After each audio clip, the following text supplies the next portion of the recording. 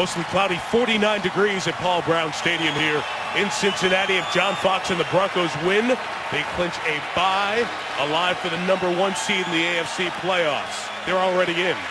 Marvin Lewis and Cincinnati get into the playoffs. If they win tonight, they can win the division only with a win next week at Pittsburgh. If the Bengals win, not only do they get in, but New England clinches the #1 seed in the AFC. Toss won by Denver, deferred to the second half, so the leading kickoff return man in the NFL, Adam Jones, set to bring it back. Brandon McManus set to kick it off for Denver. Final act of Week 16. 17 games left to the playoffs, and a big one here in Cincinnati. Jones won't bring it back.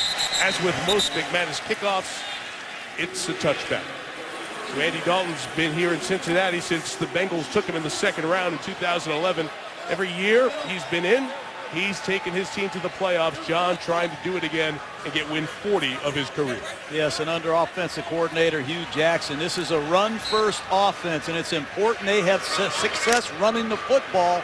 Eric Winston at right tackle has only been here for 10 days.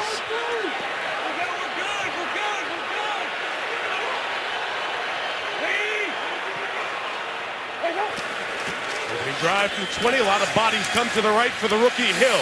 And Denver knows he's going to get the ball. T.J. Ward and Von Miller stop him. No gain. Denver Broncos have the #2 rushing defense in football, led by Terrence Knighton, their star defensive tackle. And DeMarcus Ware and Von Miller get a lot of attention as pass rushers, but both of these men are outstanding run defenders, and they set the edge extremely well, forcing the ball back inside. Ryan Hewitt, the fullback, comes to block. Hill with a cut-up field for a gain of 3 yards. Point out a couple of things here for the Bengals. John mentioned it. Eric Winston, out of football most of the year, is now the starting right tackle. Played a bit last week. Whitworth's their best. He's the left tackle. You'll see Hill is the feature back. Giovanni Bernard in third down situations. A.J. Green's back from his injury, his toe injury earlier this year, and he's back to A.J. Green form. Hugh Jackson says, I go to that guy, our best receiver, in the big spots, and he comes up with big plays. 3rd and 7. Empty backfield. Dalton's got a crosser. It's Gresham, who's short of the first down. He's 2 yards short as Todd Davis, the rookie out of Sacramento State, who starts this week because of Denver injuries, makes the tackle, and Gresham's slow to get up. And that's impressive tackling by the Broncos. Davis, rookie Bradley Roby, gang tackle Gresham short of the first down. 3 and out, Mike, and that's what the Bronco defense does better than any group in football. Last few weeks, Wes Welker's become the punt return man. Kevin Huber is the best necks in the NFL with a high snap, able to get it off. It deflects off of a Broncos player, or rather a Bengals player at the 38. And Welker finally gets on it over the 29-yard line. Let's see where that ball will be marked. It will be marked at the 38. But you saw the pressure off the high snap as Denver's David Bruton Jr., outstanding special teamer, got in there.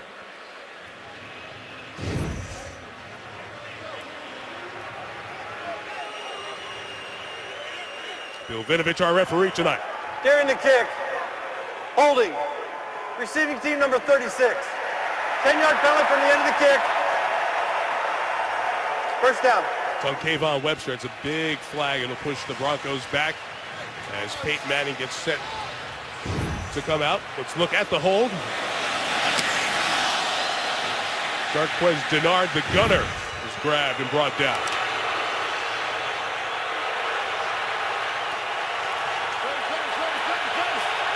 So Manning will start from his own 20. And Cincinnati being heard in his opening drive. Already have 6 offensive linemen on the field, Mike. This is an area that Denver has gone to in recent weeks to run the football.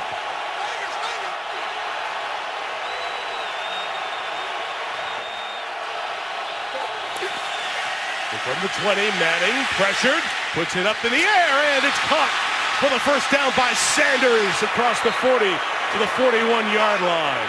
Bearing down on Manning was Wallace Gilberry, but he got it away for 21 yards.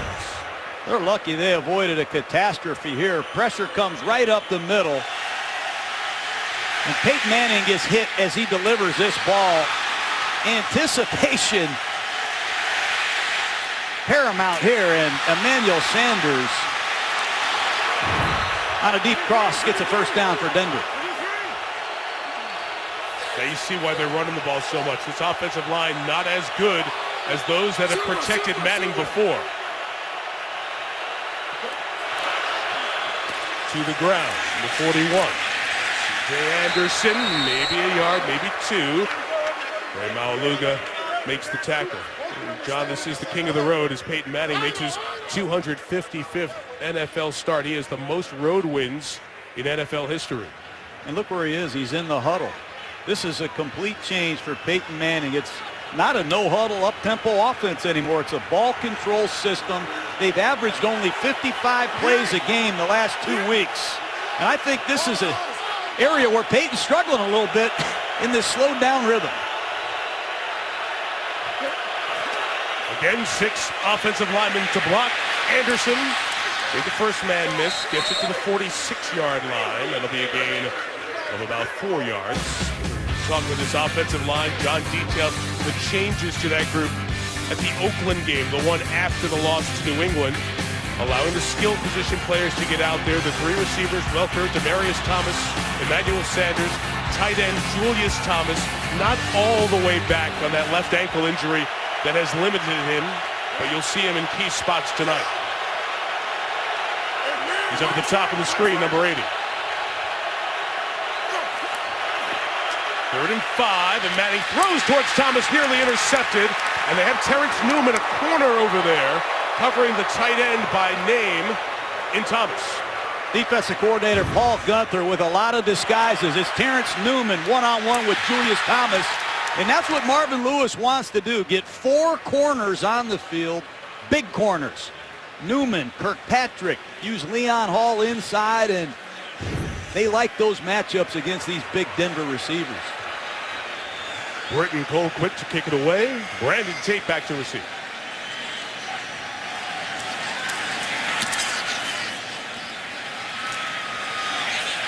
Gonna let it go. And they won't be able to bring it down inside the goal line. Kick was 54, the net was 34. Manning again, 1 first down on the drive. Denver ball when we come back. ESPN's Monday Night Football is brought to you by Unbroken in theaters Christmas Day. Seiko Astron. NFL Playoff Challenge. Thought your fantasy season was over? It's not. Play for free at NFL.com/playoff challenge. At Autotrader.com, land a great deal on your perfect car at Autotrader.com. To the north of us from Paul Brown Stadium, downtown Cincinnati. John Fox had a moment with Bill Vinovich and 3 of the other officials. Conversation over on the Broncos sideline. That is broken up, and this will be the 3rd drive of the game, all 3 starting at the team's own 20-yard line.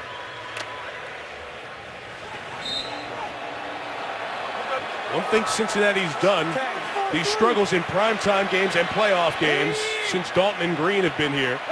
4 early starts. Dalton slant, deflected. Talib, unbelievable. One-hand interception by Aqib Talib. Inside the 20, inside the 10. Touchdown, Talib. And that's the problem. They've turned it over too often in these big spots, and Dalton gets a pick 6, and Green is hurt. Aqib Talib, AFC Defensive Player of the Week last week, and you see why. It's a slant route, the ball's thrown high, it's tipped and intercepted by Talib, and he was an outstanding offensive player at Kansas, and he showcases his stuff right there. Touchdown, Denver. Poor throw by Andy Dalton. You expose your receiver in the middle of the field, and there's T.J. Ward, one of the biggest hitters in pro football. Let's hope A.J. Green is all right. But it's this Denver defense, Mike, that has made a huge impact. That'll be an interesting one, John, because as he catches it, the nose of the ball hits the ground and then moves. If you can keep firm control underneath with the hand there. The previous play is under review. and it doesn't move, then they would keep it an interception. It can touch the ground as long as you have control. Meantime, there's major concern about Green with the Ward hit. It's a turnover and a score, automatically being reviewed. Ruled a touchdown on the field. Bill Vinovich has just completed his look in consultation with the Game Day Central League office in New York. After reviewing the play, the ruling on the field stands. Touchdown. Interesting. It stands. When the tip of the ball hits the ground, it moves. The question is the control. Does he maintain the control with his hand with pressure on the ball? And again, it was a call that stood, not a call that was confirmed. So it had to be 100% evidence that you saw that it should be incomplete. So the call stands on the field. It's a 33-yard pick six for Talib, his second pick six of the year. Connor Barth adds the extra point. It's 7-0, and Cincinnati also has the concern of A.J. Green, who took that exposed shot, John, that you said by the safety Ward. Also poor throw. A.J. goes up to get it. It's a legal hit by T.J. Ward. And Mike, in big games, the Cincinnati Bengals have struggled. That's all we've heard since we've been in town. And the big reason for that is they can't start games. In a catastrophic error by Dalton at home, you don't want to fall behind to this Bronco pass rush and Peyton Manning. Lisa Salters down on the sideline watching what they're doing with A.J. Green. Well, Mike, A.J. Green is still over here on the bench. It looks like they're working on his right shoulder. We don't have any official word on what the injury is, but the injury happened right in front of me. I saw the look of just pain and discomfort on his face when he came off of the field, and he has had that same look on his face, and even right now as they're working on him. You can see the team medical staff was all over there in consultation, and their long looks as well. A.J. Green, such an impact receiver for this team, one of the top receivers in the categories you look at since he came in the league 4 years ago.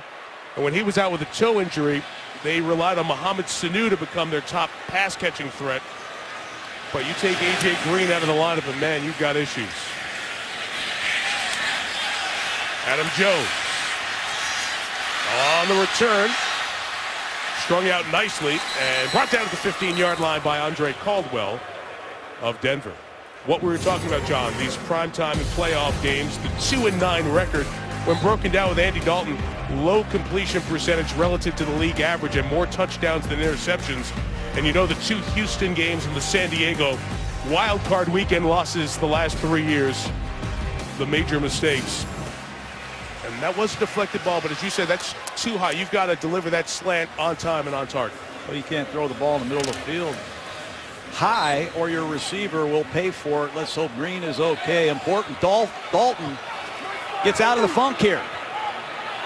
Dane Sanzenbacher, the former Ohio State Buckeye, comes out as the third receiver. They run with the rookie Hill to the right, who's into the secondary, and there goes Jeremy Hill midfield. Using Sanu, accelerating. Hill is gone. Touchdown.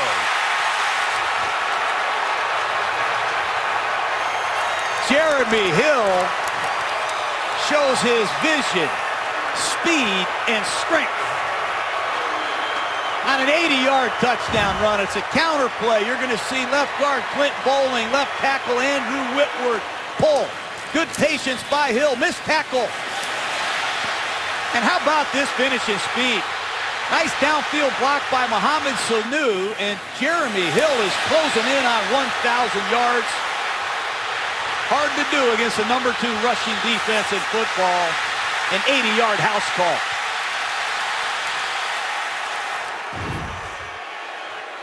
And Giovanni Bernard had a long touchdown run this year of 89. Jeremy Hill adds his long run to that. Hugh Jackson over for a word with the rookie out of LSU. 55th pick taken in the most recent draft. He's electrified this crowd. Now Mike Nugent to tie the game.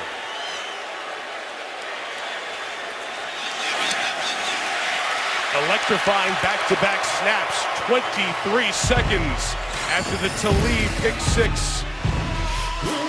Jeremy Hill is heard from. Our game's tied at 7. 5 yards from Hill after the pick six thrown by Andy Dalton, taken by Aqib Talib. They continue to look at the right arm of A.J. Green as the man who stepped in that big spot next to him as the top runner, really giving this Cincinnati offense a jolt.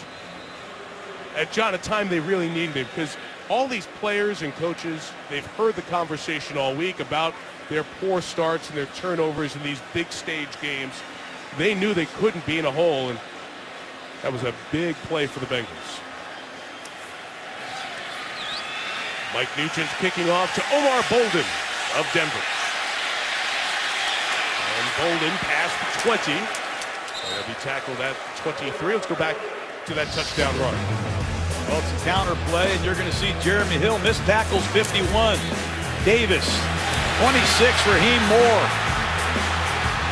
And Jeremy Hill, 85 yards against a number 2 ranked run defense. And there's Von Miller, number 58, getting blown up in the hole. The ball bounces outside, and there's Raheem Moore, 26. He's got to make that tackle. Here's Peyton Manning.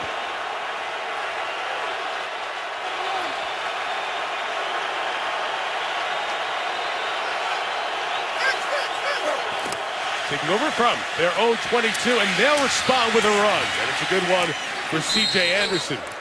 Very close to the first down. Second-year back out of Cal. Another undrafted player who's come in and emerged. You remember the running back depth chart here. You had Monte Ball. You had Ronnie Hillman, who's out again tonight. 6th straight game. He's missed. As Hillman gets closer to health, Anderson, who was just a bit player, has become a lead player in this Denver run-based attack the last 4 weeks. Officially a gain of 9. Now he'll try to pick up the first down on his own, and they'll get it. He'll be at the 33-yard line. Ray Maualuga in there on the tackle. Let's introduce you to the Cincinnati defense. Good up front, the best pass rusher, Carlos Dunlap. Linebackers, bit of concern with the loss of Vontaze Burfict. Ray Maualuga calls the signals. It's a secondary with a bunch of number 1 picks, former first-rounders in the lineup. Manning throws to the other side, and blanketed was Demaryius Thomas. It's incomplete. We show those 2 corners who start, John. Adam Jones was out there in coverage. He's another former first-round pick that they have at their disposal against Denver. Well, they've got 6 first-rounders in their secondary. Pac-Man Jones, Adam Jones plays right corner in the nickel. They put Leon Hall inside on Wes Welker, and Anthony Newman is at the top of the screen against Emmanuel Sanders. They like their matchups.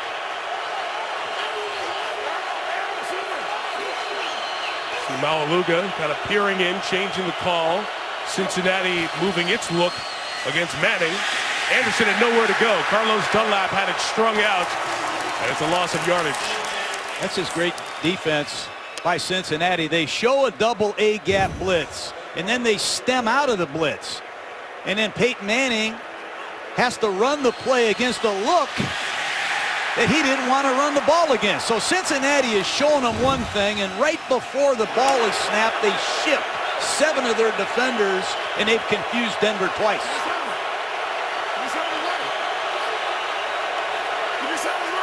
6 defensive backs, 3rd and 13. See them all drifting out. It's a 4-man rush. Manning set up the screen to Anderson, trying to pick his way through. He'll be 2 yards shy of the first down at the 41-yard line. Taylor Mays helped make the stop. He's going to play a big role tonight. Former USC safety. I promise you, Peyton Manning will go right to the sideline, get with offensive coordinator Adam Gase, and take a look at some of the deployments that the Bengals have shown him on the first 2 series. A lot of movement, a lot of disguises, and they've disarmed Denver. A little frustration you see on the sideline with the offensive coaching staff. Britton Colquitt for the 2nd time.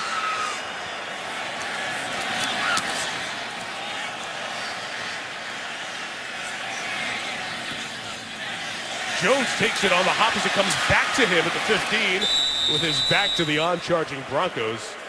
Secures it with just 1 yard on the return. They'll talk about what the Bengals are doing, trying to mix up the looks against Manning. We've seen Peyton Manning confound the opponent at the line of scrimmage. It's being done to him here tonight. Well, look at this. They show him a double A-gap blitz. Then they stem into an odd look, and they show 3 blitzers on the right of the screen. Then they bail out of that, and they bring 2 off the left side, just a 4-man rush, incomplete pass. And on the last series, they fooled him again. But Peyton Manning is going to continue to study it, see if he can make the adjustments. And defensive coordinator Paul Guenther and his Bengals are excited. Anytime you can fool Peyton Manning, that'll get you excited. They're going to have to keep mixing it up. You don't want the sheriff to get a beat on you. A.J. Green still on the bench. Hill had the touchdown a moment ago. That time Sylvester Williams on the other side of the line. Loss of about 3. Sylvester Williams, another first-round draft choice. The ex-Carolina Tar Heel, number 92. Very good run defender. He and Terrence Knighton shed blocks, try to keep their linebackers free. That time, nice penetration. 2nd and long. 3 receivers with Sanzenbacher, Mohamed Sanu, and Brandon Tate. This is Gresham, the tight end. His game limited to a yard as Aqib Talib made the stop again. Well, these disguises on both teams are fooling both quarterbacks. And the Denver defense in that mode as well. DeMarcus Ware, it's a pass rush situation. He and Von Miller off of opposite sides. Verdi called Todd Davis, who's in the lineup because of multiple injuries to the linebacker spot. To leave as the pick 6. He, Ward, Moore, and Harris to be well represented, one would imagine, on the Pro Bowl teams that get announced here tomorrow. 3rd and 12, Bernard is the back. Dalton gets it to Gresham, little middle screen for the tight end. Very close to the first down. It's up to the line judge, Mark, and he gives it to him. First down, Cincinnati. That's a good call by Cincinnati. It's just out of respect to this Denver pass rush. They're going to fake a little quick screen over here to Giovanni Bernard, and they just throw a tight end screen to Jermaine Gresham. You see number 61, the rookie center, Bo Dine, get a block downfield, and good conservative call, a screen and long yardage to neutralize this Denver pass rush. Bernard's going to stay in as the back. Sanzenbacher across the middle as the first down at the 38-yard line. 8th catch of the year for Dane Sanzenbacher. I like the way you say that, Sanzenbacher. And there's A.J. Green trying to get himself loose on the sideline. Looks like there's a chance he will return. It's the first time he's gotten off the bench since the injury on that pick 6. And now that wrap around the bicep area in the arm. He's put the gloves on. Going to try to catch a few passes here. Push off a little bit, see what kind of strength he has in that right arm. Bernard. Oh, the big man was there. Pot roast, Terrence Knighton. Somebody else going to get credit for the tackle, but Knighton blocked out the sun for the running back. Is he really 335 pounds? Watch his get off. Incredible hand usage. He can go from gap to gap in a hurry, and that's what they've done an excellent job of. Shutting you out on early downs and getting you in these 2nd and long situations. Let's see if they can unleash Ware and Von Miller at the bottom of the screen. 2nd and 11. Flip it out to Bernard.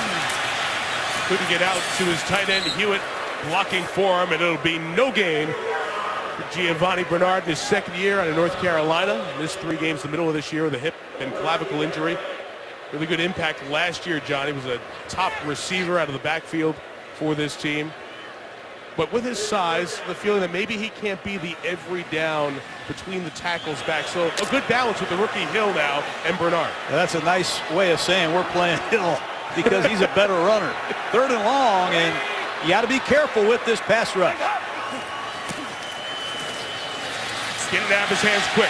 It's Bernard again, being tracked and chased down by Chris Harris Jr.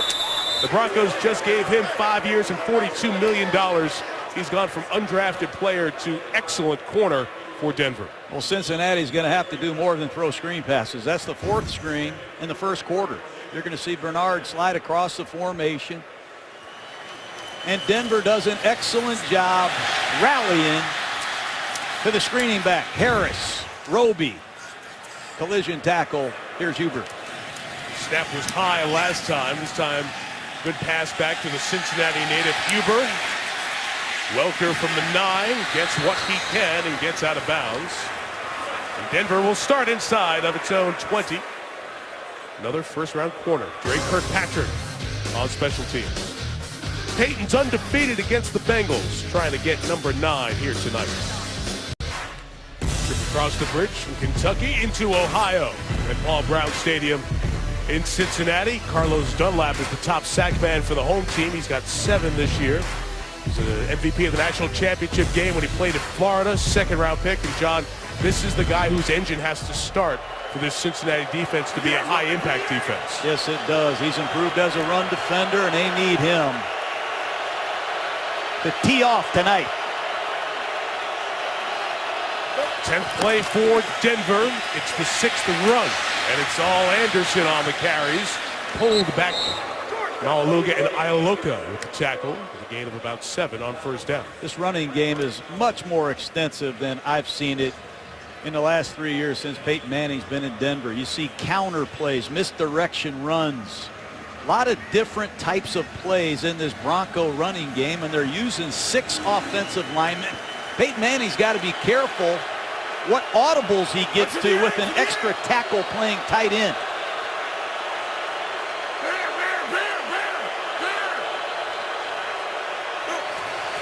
Getting the extra offensive lineman out there. Anderson, that time denied by Vincent Ray. He missed the end of the Cleveland game after taking a hit to the head. What a great story Vincent Ray is. Vontaze Burfict, over 200 tackles, is out. They need somebody to step up at inside linebacker, and Vincent Ray, the ex-Duke Blue Devil, leads Cincinnati in tackles. And here we go again. It's 3rd and long, and again it's 6 DBs. Watch these Bengals move around in an attempt to confuse Peyton Manning and their protection. See the signals being communicated. Manning quickly gets it out, gets it to Sanders, and Manuel goes nowhere. Reggie Nelson forces the 3 and out. Cincinnati. There's another first-round draft choice, and Reggie Nelson has lateral range, and he's a very good tackler. He's going to come from inside out and wrap up Emmanuel Sanders. They disguised the overload blitz to Peyton Manning's left. Manning thought he had the perfect play, and it's almost like Reggie Nelson had the Denver playbook. Cincinnati has a beat on Denver throughout the first quarter. I'm impressed. Burton Colquitt kicking to Adam Jones. The kick is 49. Jones made one-man miss, picking up blocks down the sideline. Adam Jones could return to the 45-yard line of Denver. That'll be the best starting field position of the night. Adam Jones, he does it as a kick returner and a punt return. What a weapon he is on special teams. And he sets up Cincinnati with great field position. Good news for Cincinnati. Good field position when we come back. 12 plays and 45 yards for Denver so far. Well, Cincinnati's got a beat on him. Watch all these Bengals on the left side of the screen, and as soon as Manning signals, they're all going to take off to the right. They know what the play is. It's almost like they know Manning signals, and Reggie Nelson read his tip sheet. The Bengals have something on the Broncos in the first quarter. I'm anxious to see the adjustments on that Denver sideline. Paul Gunther's done a great job, the defensive coordinator of the Bengals. Saw Paul over there to the left. He had the white sleeves and the vest on. A.J. Green back on the field for Cincinnati. Here's Jeremy Hill running left. There were a couple of Broncos making the stop there, just a gain for 2 yards as we get to the end of the first quarter. You know, we had this Jeremy Hill in the Outback Bowl, Mike. He was the MVP of the game in Tampa, and he has picked up right where he left off. What a year it is for LSU Tigers. I'm watching Odell Beckham and Landry down in Miami. Jeremy Hill, that might be a job we look at trying to get down there at LSU. Go coach those guys. No, you're here now. Weren't you here last week? You're staying here now for a while. You imagine having that kind of talent in college football? And of course, Zach Mettenberger got hurt. That's right. And he went late in the draft, and he's the starter now at Tennessee. Hurt at the end of the year. Also, even at 7 after 1 in Cincinnati. ESPN celebrating 45 years of Monday Night Football. Back in Cincinnati, all tied at 7. The 2 touchdowns came within a 23-second stretch.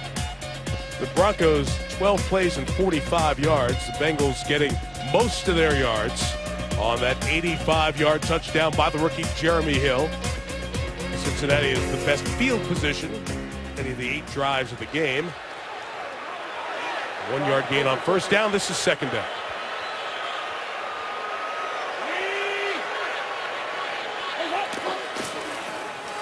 Fake to Green, gives to Hill to the left, and he's close to the first down, about a yard short as Talib makes his 3rd tackle of the opening half. Good to see A.J. Green back in there. They use him as a diversion on a fake end around. Try to slow down the backside pursuit, and they give Hill the football to set up a short yardage situation. And here comes the big boys for the Denver Broncos. Ware and Knighton give Denver some girth inside. Let's see if Andy Dalton, who likes to take shots in these short yardage situations against one-on-one coverage, gives A.J. Green a look. Green's over the top of the screen. Defended by Aqib Talib. Dalton just trying to sneak it forward. Keeps going. Since he's laying on other bodies, he can still advance. And we'll see where the line judge marks it.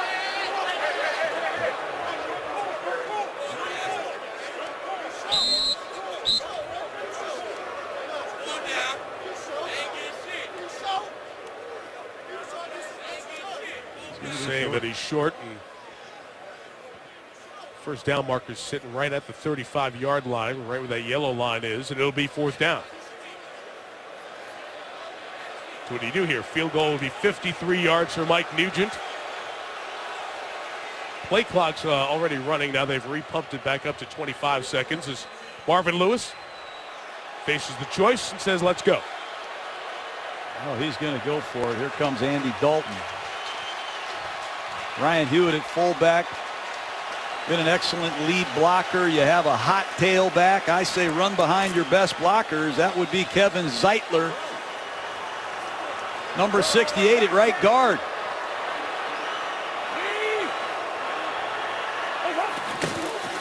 Turnbull hands a Hill.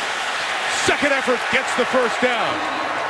The other tight end, Kevin Brock, was pushed back onto their side of the line of scrimmage, but Hill kept the feet moving. Hill is showing me something, Mike. This is an impressive short yardage run. Gresham gets stuffed right into the backfield, and Jeremy Hill keeps his feet alive in the hole and surges for a critical first down. All 3 tight ends, Brock, Hewitt, and Gresham, stopped. But what do they say about this 6'1", 235 running back? Because legs give him that power-speed combination, and we've seen both on display in this first half. Now at the 34, it's a first down play-action toss to Gresham. Made a man miss, got to the 30-yard line. Jermaine Gresham, who was inactive last week because of a toe injury, and folks were disappointed. They thought he was going to try to push through the injury, and right before kick, he said, I can't go. They get him back in the lineup here tonight. Well, 7.4 yards a catch. He has not been the vertical threat that they had hoped he would be, but some of that is by design. Second is 6. Shotgun run. Good patient move by Hill. It's so nice as it just jump cuts to the right, accelerates forward, and gets another first down. Creative design and how Cincinnati blocks the backside. That time Jermaine Gresham comes across the formation and cuts down Von Miller. That's a nice cutback run by Jeremy Hill. This is tough on any defensive end when a big tight end crosses the formation and you don't see him coming. Over 100 yards already. From the 23, a first down. Dalton throws, scrambling. On the move, he fires, and incomplete. John, everywhere 18 in black is, 21 in white is. What a matchup of A.J. Green and Aqib Talib we're watching here tonight. Not only that, Mike, I love the matchup of Andrew Whitworth, the heart and soul of the Cincinnati Bengals, pass protecting. Here you see Green against Talib, and that's a nice job plastering by Aqib Talib. But look at Andrew Whitworth, one-on-one against DeMarcus Ware. Whitworth has had one of his finest seasons, the 9th-year pro out of LSU.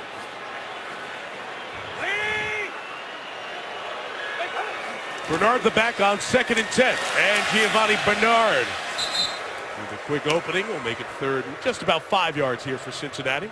You know, when Bernard comes in the game, his running plays are different. They're almost like college spread offense runs. They have a built-in quick screen here.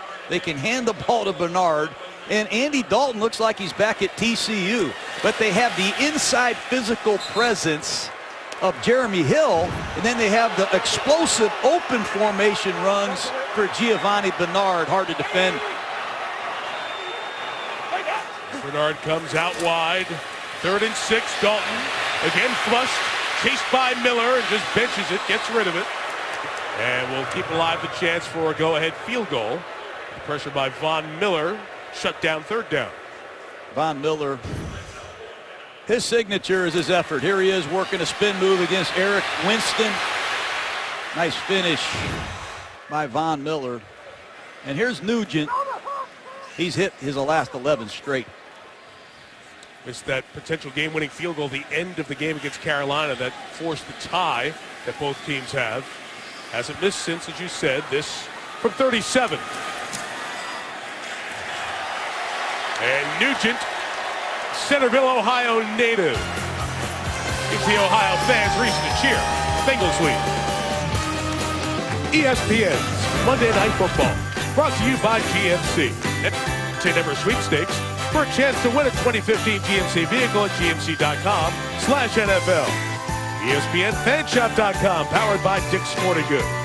And cast your predictions at hashtag DDFieldPass for a chance to win a trip to Arizona and more. Some of the families, the children, the wives, the spouses of those of us who are on the road every week, 3.5 days a week to bring you Monday Night Football, those are our MVPs, and we wish them a happy holidays and thank them for all their support for our entire crew as we check out and get to tour the NFL and see some of the best stadiums and the best players every Monday night. Those folks keep the home fires going, and we say thank you and love you. 10-7 Cincinnati after the Aqib Talib pick six. The Bengals have scored the last 10 to take the lead. Line drive boot here by Nugent. And 5 deep, a thought by Bolden, but he decides to stay in. Peyton Manning, 3 of 5, 30 yards, 3 drives, John. No downfield passing threat thus far. Can't sustain anything, and Cincinnati has fooled him. Here's a double A gap look. Peyton Manning sees it. He goes right to his best run, audible. And as soon as C.J. Anderson lines up in the I formation, they check out of the blitz, they change the front, and now they're blocking a front that they weren't prepared to handle. Advantage Cincinnati so far, Mike. And where are they going now? They're going back to where we see Manning so often. Spread, 3 receivers, shotgun. Turn up the tempo and let Cincinnati have a dose of their own medicine. Manning with time as the crosser Demarius Thomas, who's tracked by Leon Hall, and the gain is 5. Cincinnati does not play a lot of man-to-man coverage. They blitz, but they play zone blitz coverages. They play 3 deep, 4 deep, 2 deep. They disguise. They have a number of talented first-rounders in their secondary. Manning's got his hands full tonight. Tempo going. This is Thomas. Has it ripped out of his hands. Who's got the possession of the sideline? Nelson took it out of his hands, and they say Cincinnati ball. Julius Thomas had it. Nelson ripping it out of his hands, trying to keep his feet in bounds. They rule he secured it. It will be reviewed. For the moment, Bengal ball. What a great effort by Reggie Nelson. This will be challenge for the next couple minutes. I'm sure of that, Mike, but what an effort by Nelson to rip the ball away from Julius Thomas. You know, John, does Thomas ever have the ball long enough? It seems like if you assign possession to the ball, Nelson has it longer, although Thomas's hands remain on it throughout. Given the way replay is going, is there anything there that says it should be overturned? Is there anything definitive there that might be one that stands? The previous play is under review. So Bill Vinovich will join Dean Blandino, the NFL VP of officiating in New York, to take a look. Vinovich has had a look, and here's his call. After reviewing the play. The ruling on the field is confirmed. Second player has possession. 2 feet inbounds. Cincinnati ball. First down. So confirmed, not stands, and it's a turnover for Denver. Well, Peyton just misses this throw in the flat to his left. Ball's thrown behind Julius Thomas, and Reggie Nelson makes a great break on the football. And in a sudden change, here's Andy Dalton. A.J. Green off the field, went back for precautionary x-rays. Dalton being led by Gresham. Slides right at the line. Think they'll give him the first down at the 12. They run this zone read in the red zone with Andy Dalton. You saw Gresham come across the formation and block Von Miller a play ago. Now he bluffs Von Miller and he becomes the read blocker on this read option with Andy Dalton carrying the football. Nice design by the Cincinnati Bengals, and Andy Dalton has hurt people with this zone read, particularly in the red zone. This is the give to Hill inside. Hill gain about a yard with Terrence Knighton, the defensive captain, making the tackle. Let's talk about Dalton here for a minute, John. He's done everything. He's thrown it, obviously, for touchdowns. He's run it. He's even caught one from Mohamed Sanu. But he bears a lot of the weight of their struggles on the big stage. But you see with that run right there, his talents, they're right there at the edge. Can they just make the breakthroughs in the big games to elevate this team one more level? Well, they haven't asked him to do a lot throwing the football, but in the big money games, he's going to have to make some critical throws, perhaps right here in the red zone. Changing the formation. Rex Burkhead, the former Nebraska running back, is down at the bottom of the screen. Dalton gets out, pumps, runs to the 2. Spot will depend if he has the first down or not. I like quarterbacks with mobility. You get everybody out in the passing game. Nobody's open. Watch Andy Dalton. Protection holds up. I don't see a primary receiver. I don't see my complement. I'm taking off and running for the first down. And he's been durable as well, Mike. This is his 63rd straight start. He can hurt you throwing it and with his legs. And going to get a measurement here, John, as he's so close to the first down. So often the officials can look with their eye and get a sense of where the marker is. They're going to have to come out and inspect a bit closer. Again, Cincinnati gets in the playoffs with a victory here tonight. You don't want to mess with going to Pittsburgh and having a win on Sunday. That's still for the division, but you're at home where you've lost badly the last 2 games. So there's a lot of pressure on these guys as they have the first down. Now they're sitting on first and goal to go up 10 points on Denver. I think this is just where Cincinnati wants to be. They've been on the brink for the last couple of years. You have the defending AFC champions right here on Monday Night Football. You can exercise a lot of demons right here tonight in the jungle. And again, with their best offensive player, A.J. Green, back in the locker room, limited impact with his arm injury. First and goal, Cincinnati. The heaviest run first and goal team in the league throws it for the touchdown to Gresham. You get the running game going, and some of these play actions and bootlegs are hard to stop. Manning throws the interception, and Cincinnati puts their foot down to take a 2-score lead.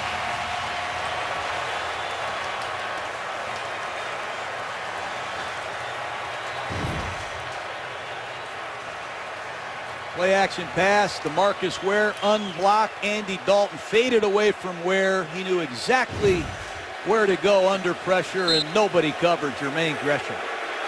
It's a good job by a coaching staff. Hugh Jackson's offense, first and goal, had run it almost 75% of the time, most in the league.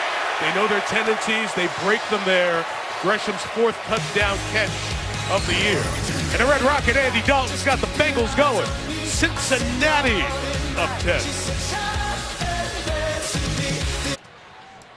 So week 17 comes up next week, and then the playoffs and the wild cards will begin January 3rd and 4th, and we will be a part of it. We'll have one of the wild card games for you here on ESPN. Playoffs starting on that Saturday afternoon, and what a stretch of football that's going to be, with the New Year's Six culminating with the semifinals of the college football playoff on January 1st. And on Saturday the 3rd, or perhaps Sunday the 4th, we'll have Our first ever playoff game. Look forward to the wild card. And Cincinnati trying to get into the postseason with a win. They've scored 17 in a row to take a 10-point edge. Back to an E, Omar Bolden. That takeaway by Reggie Nelson, officially categorized as an interception thrown by Manning, as it's taken right out of the hands of Thomas. And now, John, this Denver team that has not been in the, led to the touchdown, this Denver team that has not been in a passing rhythm has to start doing that. They're down 10 here. Will they open it up again, or do they go back to the run-based game? Well, I keep waiting, but they have 6 offensive linemen in there again, and this has been a run formation, period.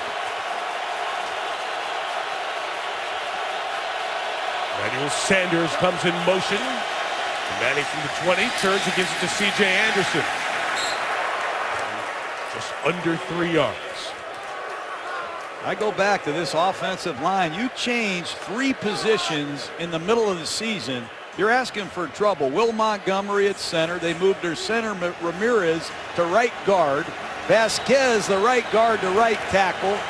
And they have another tackle playing tight end. It's hard to throw the football successfully against good teams on the road.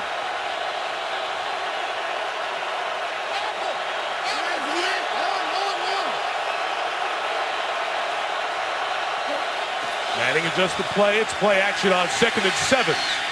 And out of the backfield, it's Anderson.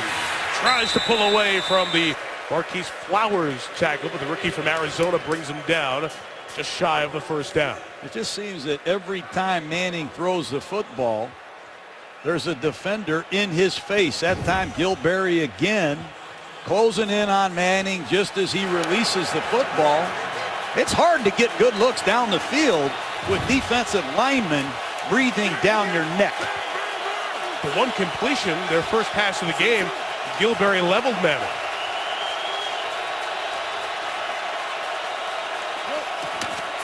Third and 1. And a big opening now for Anderson.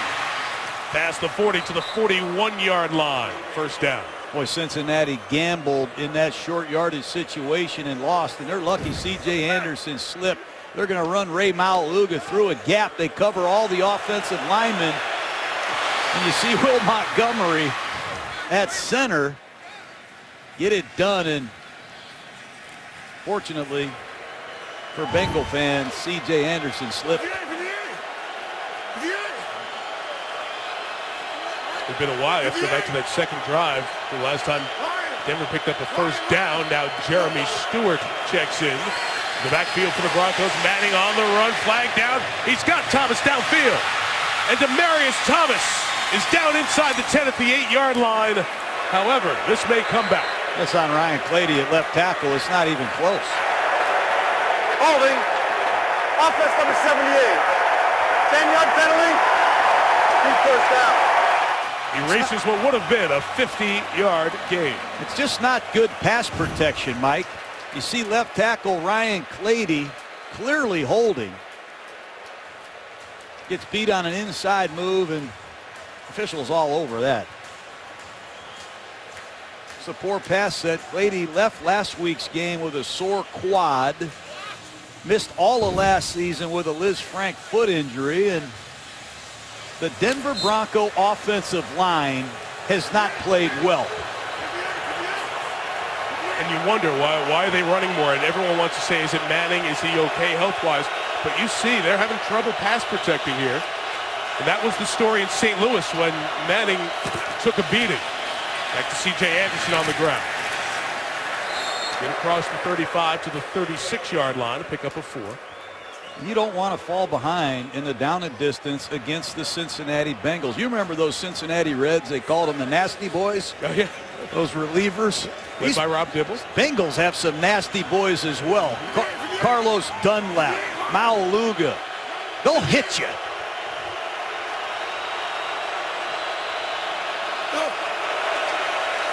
Second and 16, and Manning again. It's Anderson out of the backfield, but it's dropped. It'll be 3rd and long. I think Peyton got knocked down again, Mike. He can't even get to his 2nd or 3rd read ever. Dunlap working against Vasquez. It's just too easy. Every time they throw the ball, Manning is under siege. Quick count. 3rd and 16. Manning into coverage. Incomplete. Adam Jones, George Iloka on the coverage. And Denver doesn't have an offensive answer right now. Well, they tried to use a gimmick there. Quick count, maybe catch Cincinnati napping. But you see the range of Iloka. And Peyton's lucky that ball wasn't intercepted. Lack of pass protection, terrible holding call nullifies a big gain, and Cincinnati could get good field position again. Adam Jones also lucky he didn't get a flag there as he was about ready to tackle Thomas before the ball got to him. Colquitt puts it high, not very deep. Contact as Jones was running up. Brandon Tate and Andre Caldwell both bump into Jones, the return man. No disaster. Goes out of bounds at the 15-yard line. 5 possessions for Denver. Their furthest offensive advance, their own 46. Cincinnati scored 17 in a row. The only Bronco points scored by the Denver defense tonight. Overall in the draft in 2011, 3-time Pro Bowler A.J. Green, major target for the Bengals, and his play against Aqib Talib was going to be very big in this game tonight, but an early injury sidelined Green. He went back to the locker room a short time ago for a precautionary x-ray, and obviously the results were good as Green's breaking the huddle and back on the field for Cincinnati. And Aqib Talib is going to go everywhere A.J. Green goes, I promise you that. It's a right arm injury, and after he went out, Cincinnati got going here. 17 points, a lot of it an 85-yard touchdown run by Hill. This time it's Bernard who stopped at the line of scrimmage and thrown back for no gain. So here is what happened. This is the 4th play the Bengals ran. High throw by Dalton on the slant, deflected by Green. Talib made the pick 6, but the hit by T.J. Ward led to the major pain from Green. Missed a couple of series, came back for a series. You can see it was still bothering him. That's when they took him back to the locker room to get checked on. Still doesn't look 100% obviously in pain, but out there trying to go through it. Bernard up the middle. Giovanni Bernard to the 38-yard line. First down. These zone read plays with Giovanni Bernard that are killing Denver. Dalton is going to put the ball in the chest of Bernard and read the backside, and a good read by Dalton, a well-blocked play by the Cincinnati Bengal offensive line.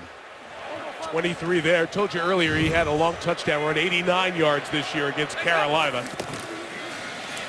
This time Dalton keeps. Read it very well, John, and he gains about 8 yards. So this zone read giving the Broncos problems. Oh, I spent a lot of time with Andy Dalton. He ran these exact plays at TCU. They are not going to block DeMarcus Ware. They're going to read him, and they're going to bring Gresham from the backside as a lead blocker. And if Ware closes, Dalton keeps it, and then he picks up a second-level blocker. These plays got to drive Von Miller and DeMarcus Ware crazy. Screens and zone reads, no fun.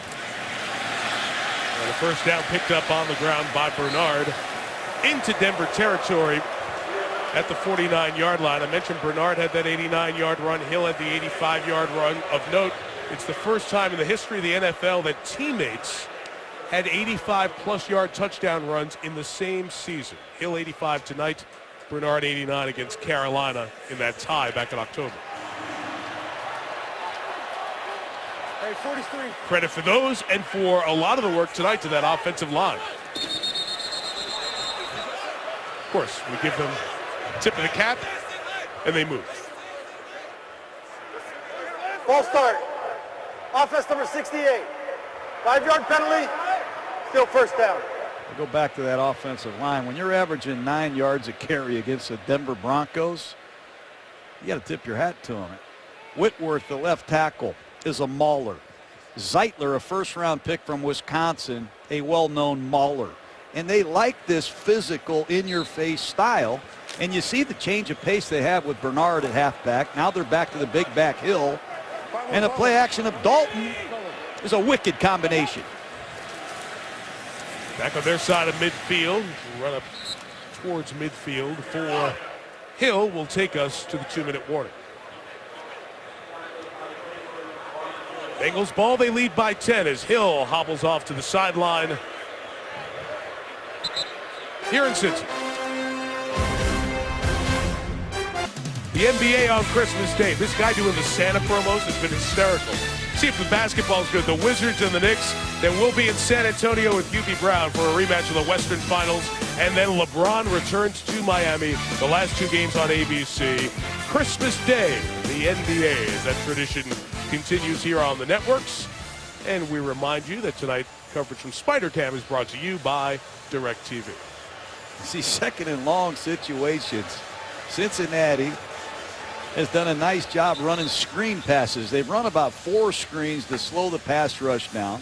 They ran a number of zone reads, and so far Von Miller and DeMarcus Ware have had no chance to impact this game.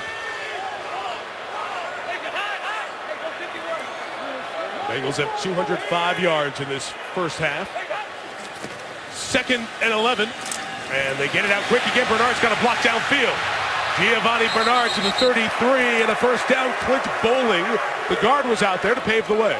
That's the middle screen, another screen. 2nd and long, Denver's got to expect the screen. It's a no-back set. They lure the defensive ends up the field, and they just drop a little middle screen in there to Giovanni Bernard. Denver is getting ripped with screen passes and zone reads. They must adjust quickly. So A.J. Green on the field. Hill still on the sideline. Bernard pulled down up high by Malik Jackson. Limiting the game, but didn't get the face mask. You know, Mike, when you have 13 sacks and you're Von Miller and you have 10 and you're DeMarcus Ware, opposing coaches, they have to do something to slow these men down. Let's see if Cincinnati runs another screen. They've already run 5. Former Cincinnati Bearcat Bronco defensive end Derek Wolfe ran off the field a couple of plays ago. Looked to be a bit injured. Dalton taking a shot. Bad throw and nearly intercepted. Sanzenbacher's the receiver over there, but Talib in coverage almost had his 2nd pick of the half.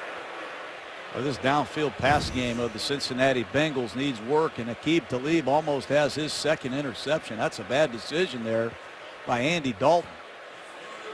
3rd down and 9 in field goal range. Cincinnati must be careful. They don't want to get knocked out of field goal range with a sack. Field goal from here be just about 49 yards. Green back in, bottom of the screen against Talib.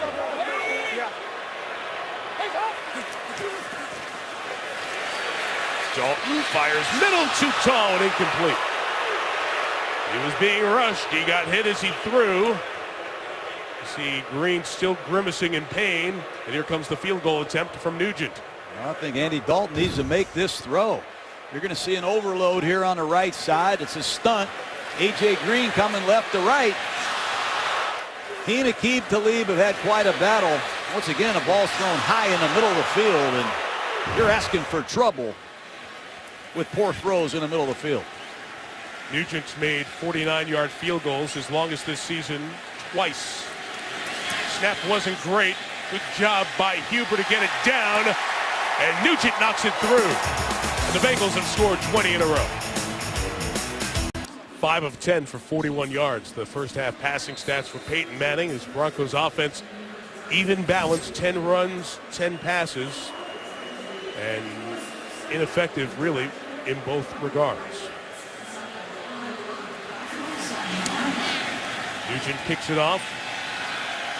Kicked it away from where Bolden was, so no one catches it. Denver will take over at the 20. They'll get the ball to start the 3rd quarter as well, and in between, Chris Berman has the Toyota halftime. Morton Adam dialing up the insider notes heading to the final week of the regular season. The latest on Jim Harbaugh and what happened in sports, recap today on SportsCenter. Harbaugh with that great quote today about his future, potentially taking the Michigan job, another NFL job. What will happen, and what won't happen, won't. One of the great non-answers in a while. Darquez Denard, backup corner, leg injury. Wallace Gilberry, hamstring. Banged up on that last drive and special teams. Gilberry's back in as Manning throws to Wes Welker for the first time tonight. Close to the first down. Welker only has 31 catches last 10.5 games.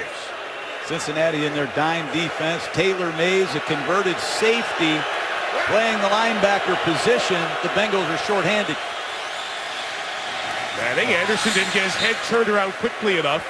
Incomplete. Full complement of timeouts, 40 seconds remaining. As good as C.J. Anderson is as a running back, he's a work in progress in the passing game. That time he's late getting his head around, and that's frustrating for any quarterback. The timing is just not there tonight in this Denver pass offense. 3rd and 1, they run with Anderson. Just gets the first down. Broncos should take a timeout. And they will with 35 seconds. And we'll be back in 30. Denver earns a bye, alive for the number 1 seed in the AFC playoffs with a win. If Cincinnati maintains this lead, New England will lock down the number 1 seed heading into the tournament. A dozen days away from starting. First down, Manning, collapsing pocket in the middle. It's caught by the tight end, Julius Thomas, into Bengal territory at the 43. Julius Thomas runs right down the seam. How does that happen? Taylor Mays, an underneath zone defender, number 26. They didn't carry him up the seam, and that shortage of inside linebackers could come back to haunt the Bengals. Let's see if Thomas is okay. That ankle has bothered him for weeks, Mike. 26-yarder, the athletic trainer, the longtime athletic trainer with Denver, Steve Antonopoulos, there for a word. You just know that impact of Thomas, those big plays down the field have not been there because of that injury. John, we have not seen a lot of downfield passing either way here tonight. You don't see much of it in pro football either, Mike. There's a lot of quick screens, perimeter bubble screens, things of that nature, but outside of a bunch of screens, Andy Dalton has been very quiet throwing the football, and Peyton Manning has had very little pass protection until that last throw to Thomas. Jacob Tamme has come in at tight end with Manning in Indianapolis for 4 years, replacing Thomas. Peyton throws complete to Tamme. It's a gain of about 7. And in this 2-minute, you see a little more of that typical Peyton rhythm. Down to 1 timeout in 20 seconds. You can see Manning in his comfort zone here. Got to hurry. Second and long, 2. There's a blitz coming. It's picked up, and Welker's got it right near the 31-yard line. Can take the final timeout here and try a 48-yard field goal with 5 seconds remaining. And that's a perfect indication of what the Bengals do on defense. It's a crazy blitz, but it's not man-to-man coverage. And Manning throws the ball to Welker right into a zone defender, and Welker's lucky he didn't get hit real hard. You saw Manning make a comment as the kicking unit was coming on last week in San Diego. He looked over at Connor Barth and said, "You got this." And Barth said, "Whoa, wait a minute." So Barth, this is his 4th game. They moved Brandon McManus to just the kickoff duty because he missed 4 field goals in the first 10 weeks. All Barth has done is come in here and not miss a field goal. 11 for 11. Guy was released by Tampa Bay after he tore his Achilles playing in a charity basketball game in the offseason a year ago. Marvin Lewis will let him think about this field goal with a timeout. Barth has made a lot of close range field goals, Mike. This Bronco offense has struggled in the red zone, and he's hit a number of mid-range field goals. Let's see if Barth has that long range ability. They hit 2 19-yarders last week, and this has become one of those themes in the NFL. You score, you go to halftime with momentum, which this team did not have offensively. They get the ball to start the second half, and they can make a choice. You want to come back and do what you just saw in that drive, what Peyton's done for a generation, or do you want to bring the extra offensive lineman and run? Decisions to be made. With momentum or not.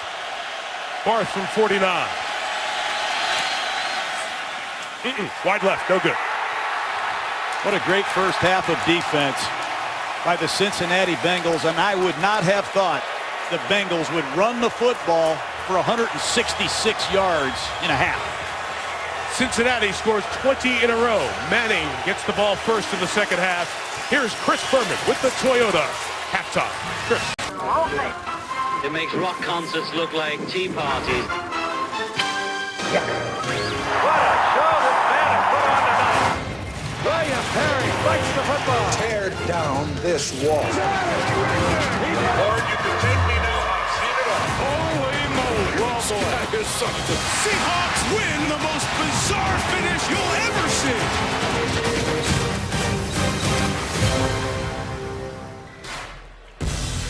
Set for the second half after a first half highlighted by an 85-yard touchdown run that tied the game at 7. The big run by Jeremy Hill backed up by pressure on Peyton Manning and frustration with no answers right now for what Cincinnati's doing.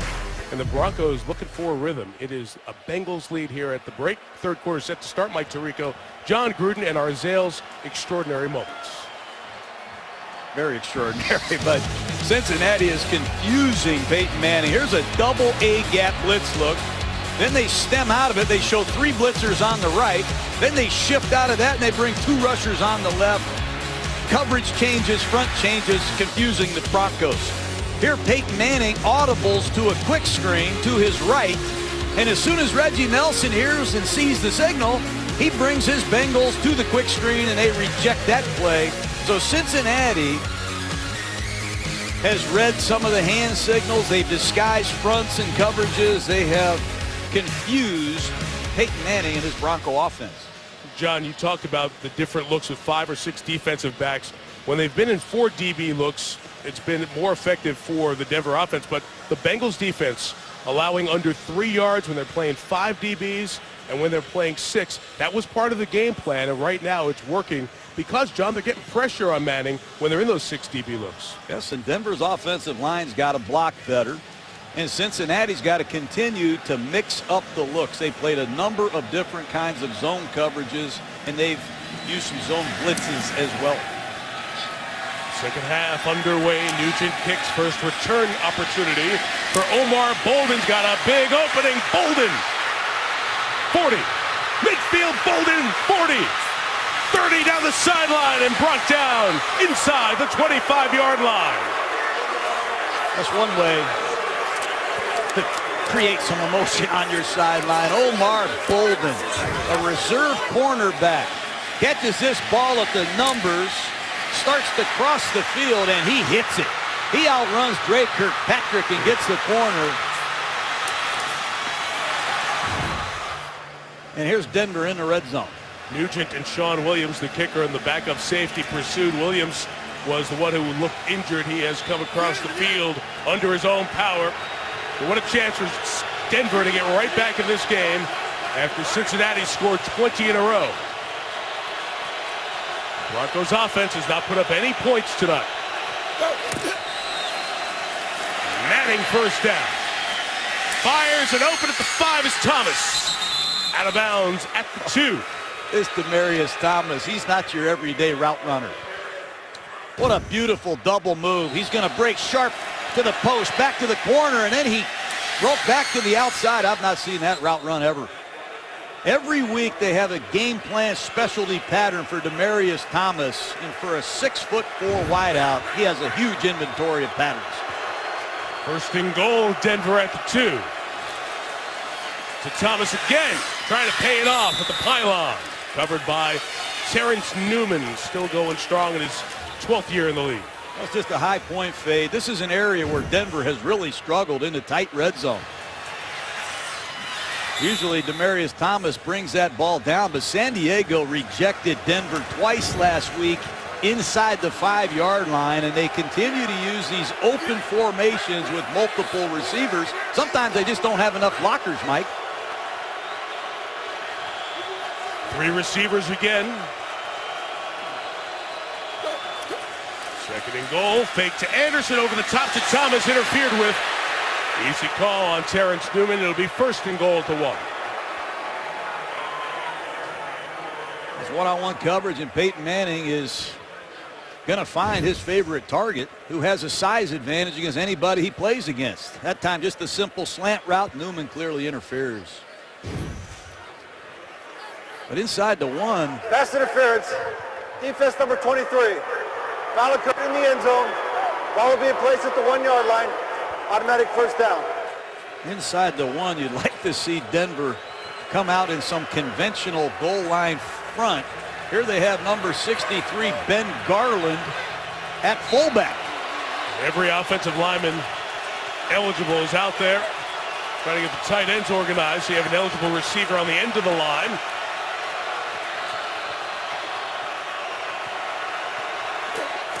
First and goal, and Garland leads, and Anderson scores.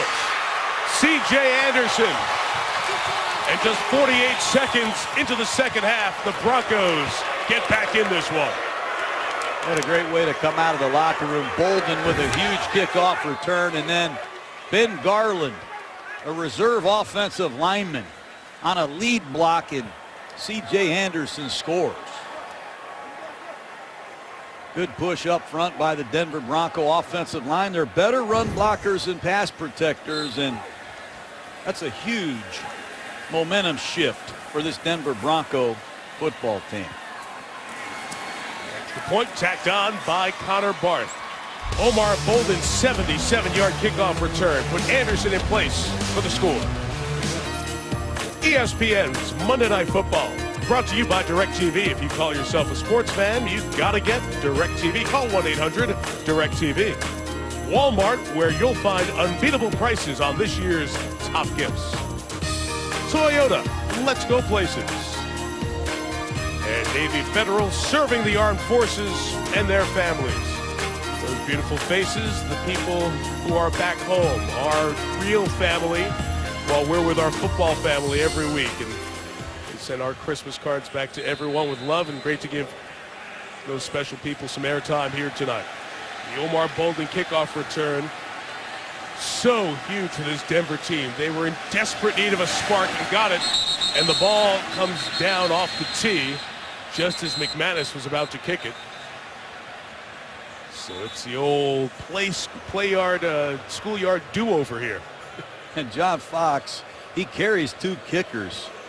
He really believes in field position, and when you coach in Denver, you need a kicker that can put the ball off of the field of play. McManus has about 75% touchbacks. They'll let Connor Barth do the field goal kicking, but it says a lot about the commitment to special teams when you dress two kickers and a punter, Mike. Foxy did that in Carolina 2008 through 2010 with John Casey, who didn't have the leg to get the touchbacks. It's interesting with a Denver team because at home you get those touchbacks usually because of the altitude. It's tougher on the road, and here Adam Jones going to take it from 8 deep. Jones picking up blocks, and Adam Jones gets past Bolden, and look at Adam Jones take it to the 30 and to the 26-yard line. Take that, Omar Bolden. He might be the first returner in a long time to lead the NFL in punt return yardage and kickoff return yardage from 8 yards deep. Adam Jones hits the gas pedal. Over 30 yards of return. Quite a weapon for the Cincinnati Bengals, and Andy Dalton is knocking on the door again with great field position.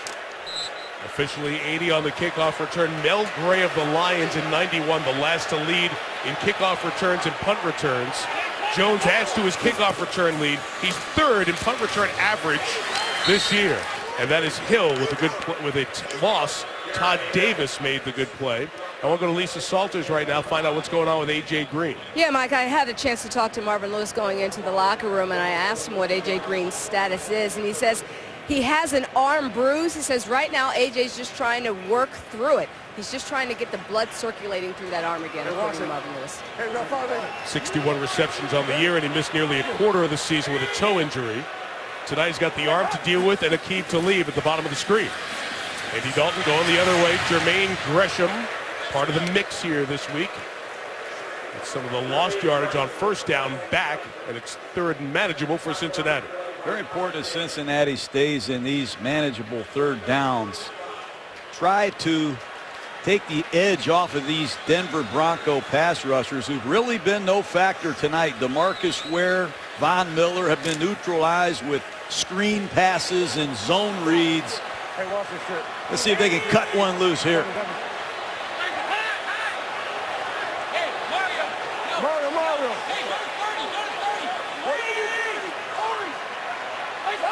Dummy snap count so he can adjust the blocking. Bernard out of the backfield. Inside the 10. Into the end zone. Cincinnati responds with a touchdown. It's all about matchups. And with Giovanni Bernard healthy, we said it last year, the Bengals have not had a running back like this in a long time. He gives them Darren Sproles type juice. You can line him up in these no-back sets in number 53. Steven Johnson has no chance to cover Giovanni Bernard. And John, they are really missing Brandon Marshall and Danny Trevathan, those linebackers. Zone read plays, big openings, trying to trail these running backs. Those injuries are really crushing the Denver defense here tonight. Nugent, tough snap. Huber got it down and just sneaks in. Wow, that was some hold. Second time in a row. Been a bad snapping night for Clark Harris. Minute 37 after the Broncos score.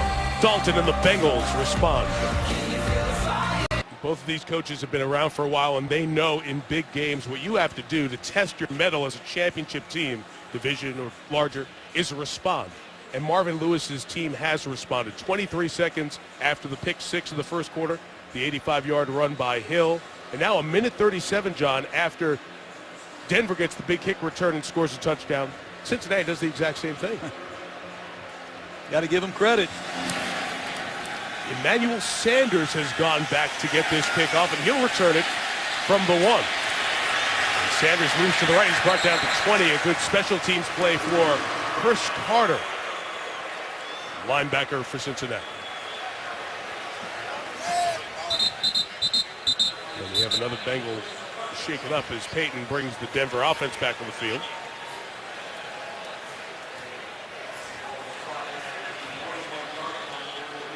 For their second drive of this second half.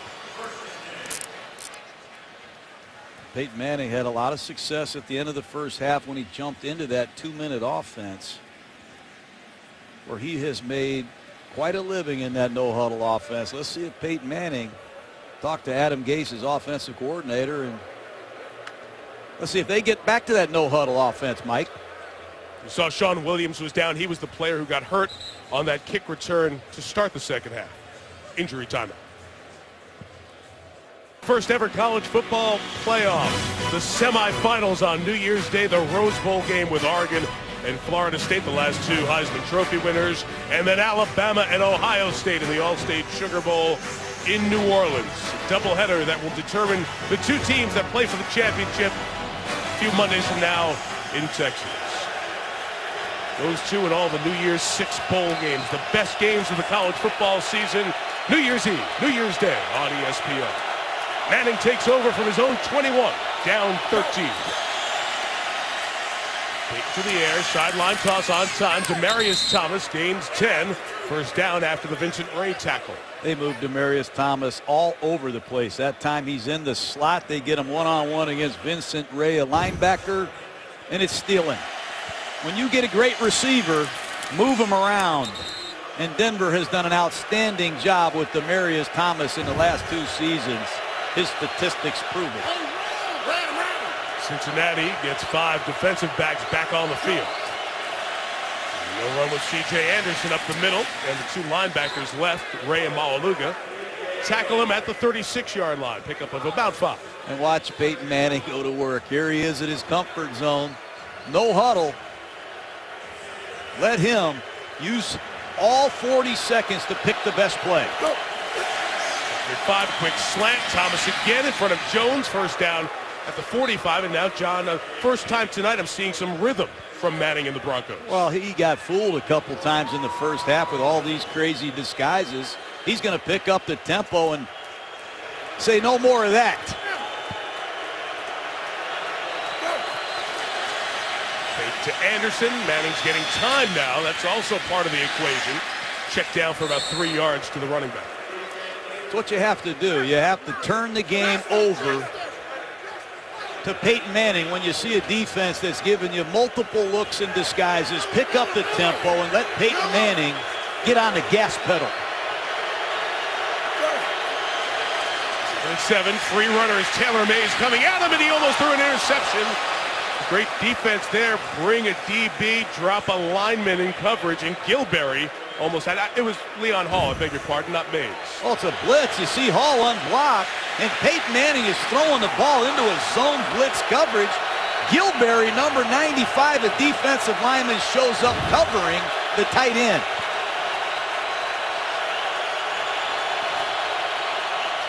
Third and 7, we've got movement up front.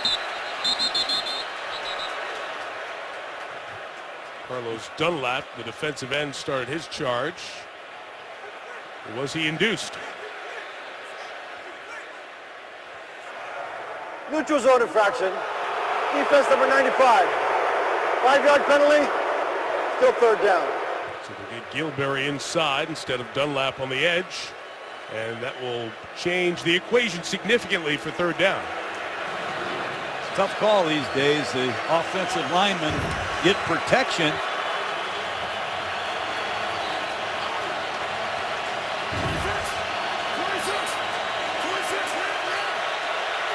Maualuga off the field for Cincinnati, getting some attention. The Bengals getting dinged up here. 3rd and 3 for Manning. Firing down the right sideline. What a one-handed grab by Emmanuel Sanders. Forget the flag. He made the play at the 16-yard line. Big pickup of 33. You have Wes Welker in the slot on 3rd and 3, and normally that's where the ball goes, but Peyton Manning says, not when I have heat on the outside, and Emmanuel Sanders. Interference. Defense number 23. Penalties declined. Result of the play. First down. Goodness, what a play. Emmanuel Sanders continues to light people up. What an acquisition he has been coming over from the Pittsburgh Steelers. You have speed on the outside on both sides of the formation with Demaryius Thomas and Emmanuel Sanders. They're hitting those 20-plus catches almost as much as anyone in the league this year. That last one went for 33. Denver's in the red zone with Jawan Thompson, the college free agent undrafted out of Duke, for a gain of a few yards as he spells C.J. Anderson on this drive. And here comes Maualuga, the linebacker, back in for Cincinnati. And this is an area that Denver loves to use Julius Thomas, their touchdown scoring tight end. He's got 9 touchdown receptions in the red zone, and in his absence in the last few weeks, the Broncos have struggled. So Manning shake his head, the head bob. He looks right, fires. It's caught by Sanders inside the 5, 1st and goal. It's Emmanuel Sanders. If you're a young receiver and you catch the ball against the zone defense, no wasted motion, north, south, and split defenders. Very decisive after the catch receiver with blazing speed and no fear. You saw Manning down 13, he's come back 17 times. You've experienced it firsthand. Dan Marino is 2nd all-time in league history with 12. So Peyton's come back 5 more times than any other quarterback when his team's been down 13. Trying to do it again. Slant. Sanders back in his way into the end zone for a Bronco touchdown. They have so many plays. Hard to defend. Peyton Manning has a bunch formation. 3 receivers stacked. He sees the Bengals walked off in zone coverage. He flips it out to Sanders, picks up 2 lead blockers, and you see the tenacity of Emmanuel Sanders. I think we're in for an exciting finish, Mike. The middle's pretty darn good. This is quite a start to the 3rd quarter.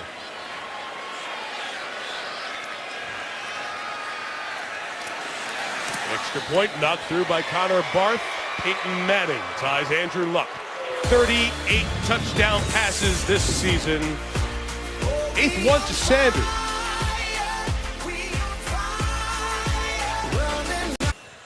Peyton Manning has never lost to the Cincinnati Bengals. As one of the many pages in the Peyton Manning record book. How about this one? Touchdown passes in a 3-season span. Of course, the record 55 in a season last year, boosting the number. That was just number 130. And when he threw a touchdown last week, it broke Drew Brees' recent record of most touchdown passes in a 3-season stretch. And there's the rest of this game and next week against Oakland, potentially to add to it. The Broncos would stay alive for that number 1 overall seed in the AFC if they win this game. New England is still with control because they have the tiebreaker. Patriots play Buffalo on Sunday. Adam Jones, after his last good return, this time stretched out but keeps going across the 30. And the leading kickoff return man in the league out to the 31. We're talking about those Manning comebacks down 13. I don't know if you know this, John. He's had a couple of Monday night comebacks. You show it every time, Mike. I mean, you know, in 2000, we were down 24-7. We came back and beat the Colts, but you always show me getting drilled by the sheriff. Well, do you feel better? It's not just you? Yeah, I know. You were there in San Diego when we had this game. That incredible comeback. Down 24-0 at the half. 35 in the second half. It's a pleasure watching him play quarterback. A pleasure. And he looks like the Peyton Manning we've seen for 16, 17 years in this third quarter with the tempo going. Cincinnati respond again.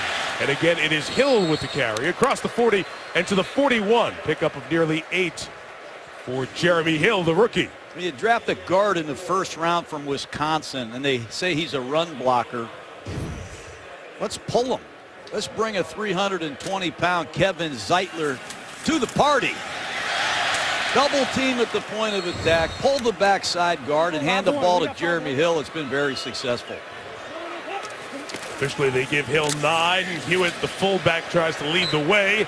And Jeremy Hill gets a first down. I love fullbacks. Mike, this fullback, this rookie from Stanford, Ryan Hewitt. Listen to this in the hole. That's a tough way to make a living, but I really like what Cincinnati's done. Bring in a 255-pound fullback and use him. There's Hewitt. His high school coach in the Denver area at Mullen High School is Dave Logan, former Bronco, does a terrific job as their radio play-by-play man. Eric Winston moved early, the right tackle. Start. Offense number 73. 5-yard penalty, still first down. Hey, John, one more note on Hewitt. Dave Logan was telling me before the game today that he goes to Stanford. Jim Harbaugh's still the coach there. And Harbaugh's surveying the tight ends, and he says, Hewitt, you're going to be a fullback. Why? He's the shortest one. So he goes back and plays a little bit of a fullback role at Stanford. And Logan told Hewitt, hey, any way you can stay on the field, that's going to be important for you.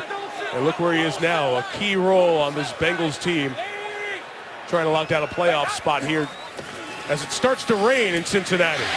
And it's Mohamed Sanu over the middle into Bronco territory for the first down at the 45-yard line. That's not good by Raheem Moore, the safety. They're disguising, and Moore has man coverage, and he gets beat badly by a sharp slant route by Sanu. You can disguise coverages, but eventually you've got to get in position and cover your man. That time Moore was late. Quick passes, screens, and runs. Cincinnati's taking it to this Denver defense. A.J. Green back out of the game for the Bengals. That right arm dangling every time he jogs off the field. This is only going to be a yard for Hill, and Malik Jackson, the guy who stepped up his play, John, as the third defensive end, made the stop. There you look at A.J. trying to play through that arm injury suffered in the first quarter. You know, A.J. Green's hurting. They already are missing Marvin Jones. Jones had over 10 receptions for touchdowns last year for the Bengals. Some of these young receivers are going to have to step up. Is it going to be Tate, Sanzenbacher, or is it going to be Sanu? Somebody's got to assume some major responsibility. 2nd and 9, a little read by Dalton on the run. He throws on time and complete. It is Brandon Tate for the first down. The former Patriot takes it to the 32-yard line. Cincinnati loves to run this counter play, and off of it you get some nice play action opportunities, and we just talked about it. If there's no A.J. Green and there's no Marvin Jones, Tate, somebody got to step up for the Bengals. Nice work. It's been good offense from Cincinnati tonight. They're averaging 7 yards per play. Sanzenbacher come around to take it, cut it back up, and about no gain. Ware stayed home. Late flag thrown. One of the Bengals offensive linemen was down and looking for a penalty against the Broncos. After the play was over, personal foul, unnecessary roughness. Defense number 95, 15-yard penalty, automatic first down. It's on the Ohio native, former Cincy Bearcat, Derek Wolfe. Once again, Cincinnati is responding.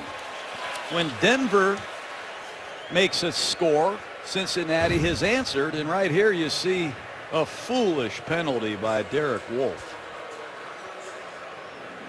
There's no reason for that kind of play in football. And Kevin Zeitler was laying on the ground trying to maximize the effect of the push and looking back towards the officials with his arms over his head. Now the entire officiating crew coming in for a conference as the Bengals have taken it into the red zone here. Cincinnati has frustrated Denver, and you see the frustration in Wolfe. Zeitler and Whitworth physically taking it to the Bronco front. They're not used to this. It's a Denver defense that in the last 3 games, and 7 games total this year, John, keeping the opponents under 17 points. Buffalo 17, San Diego 10, Kansas City 16 before that. Not tonight, though. The edge for Jeremy Hill. Running hard down inside the 9.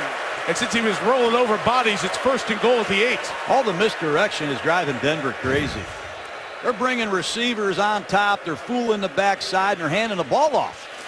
You see number 25, Chris Harris, totally fooled.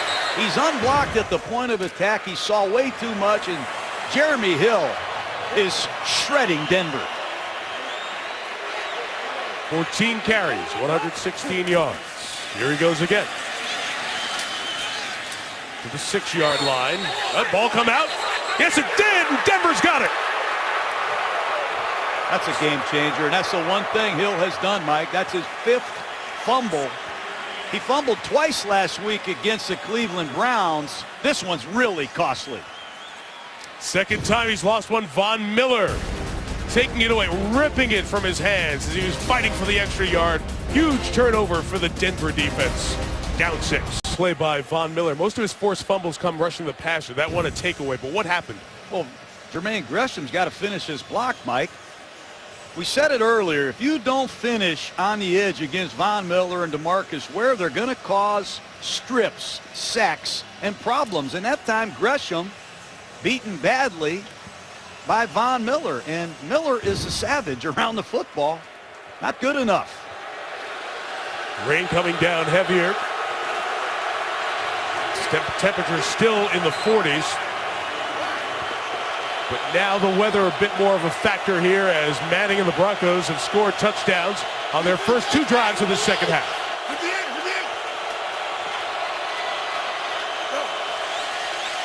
From the 9, Peyton looking right, and Demaryius Thomas gets the feet down, inbounds. Gain of 11, 1st down for Denver. Terrence Newman took him out.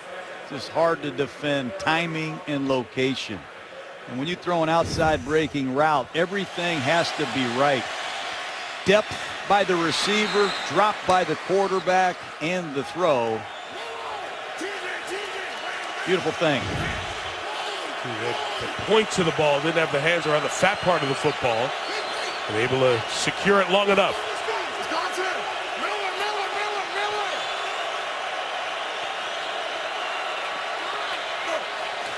It's down from the 20. C.J. Anderson working right.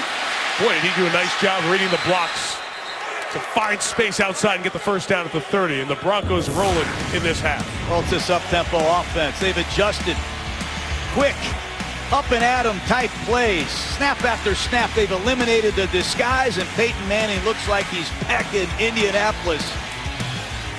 He's hot right now in this no-huddle offense that he's made famous. Clearly his comfort zone.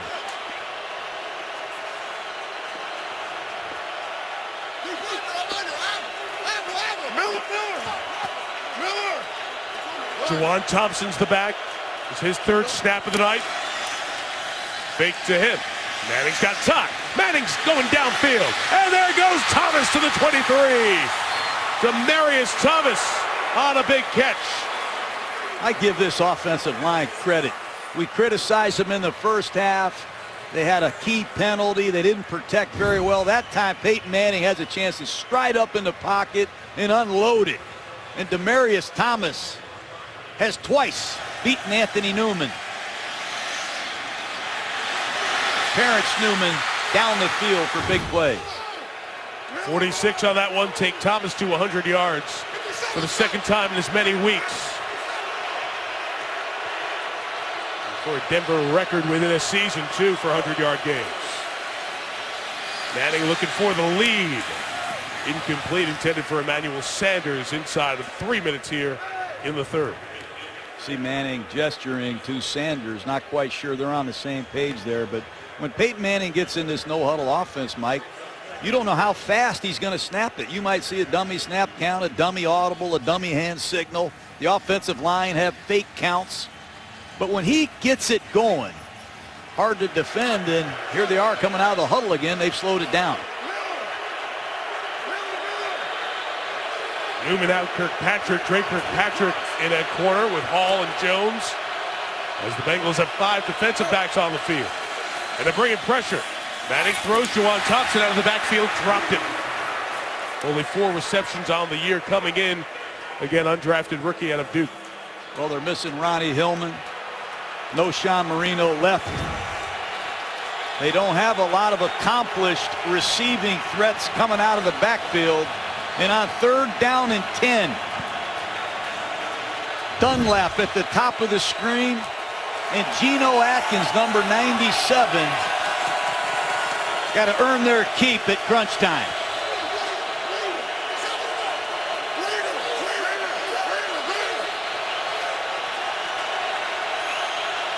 Fire drill done. Manning loads and throws. Caught by Thomas. Stops on the dive.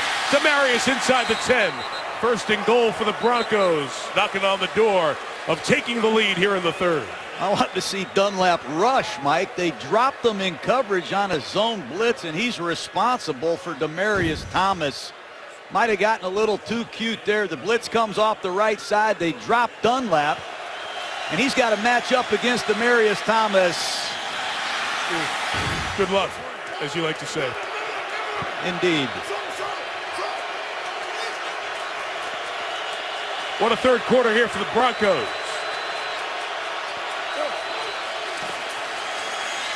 Manning complete to Welker, out of bounds at the 7. It'll be 2nd and goal. Just want to let you know, I'm looking at the radar up here in the booth. There's a cluster of showers moving up from Louisville towards Cincinnati. I get the feeling we may be in a pocket of rain here through the rest of the game.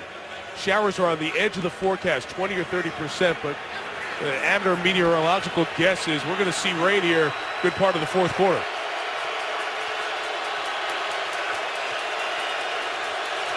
Manning wearing that glove on his right hand. It doesn't seem to bother him one bit, Mike. Wore it last week in San Diego as well. Been wearing it a lot since coming back from the neck procedures. Manning's got a pocket in the end zone. Feeder down for Sanders. Denver's tied the game. Sharp post pattern in the tight red zone. He just ran right through a double team. Up tempo has really helped Denver, but they had Emmanuel Sanders doubled. I don't know what Reggie Nelson is thinking.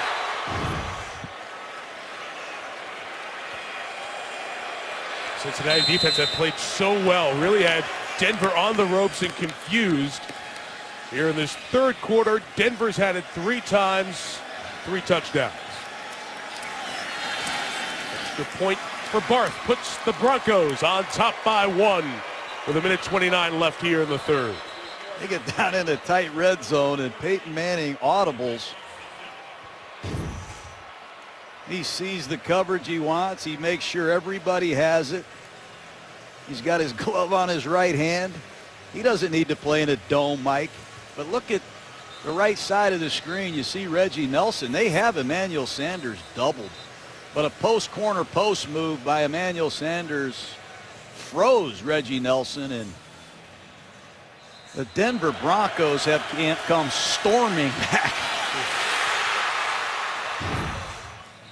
This is really interesting to watch, John, because off air we're talking there during the first half. The Broncos just didn't look the same, and we know Peyton Manning got beat up against St. Louis. We set that up at the start of the game. Against Miami, they had a really good mix of pass and run.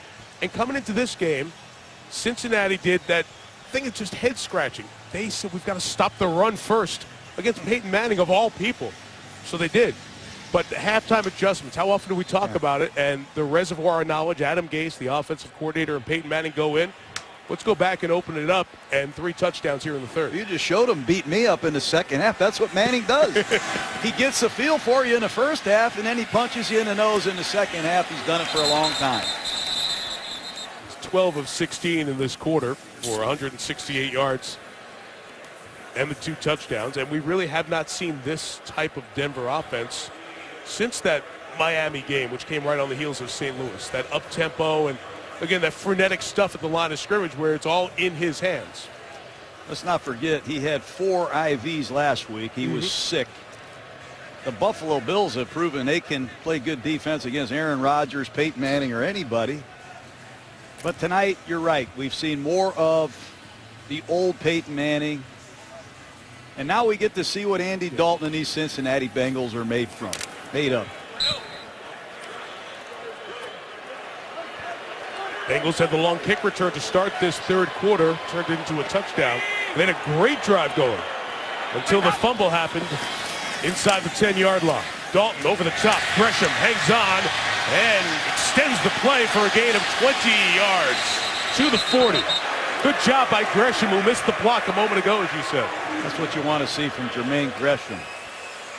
It's a play-action pass out of the shotgun. You're going to see Gresham on a seam route. Looks like they fooled T.J. Ward, who's playing linebacker in this nickel package, and it's a nice throw by Andy Dalton. And Raheem Moore, Steven Johnson, Talib, hard man to bring down. Green comes out again. He keeps trying to go, and just having such a tough time. Toss to Giovanni Bernard. Uses Sanzenbacher.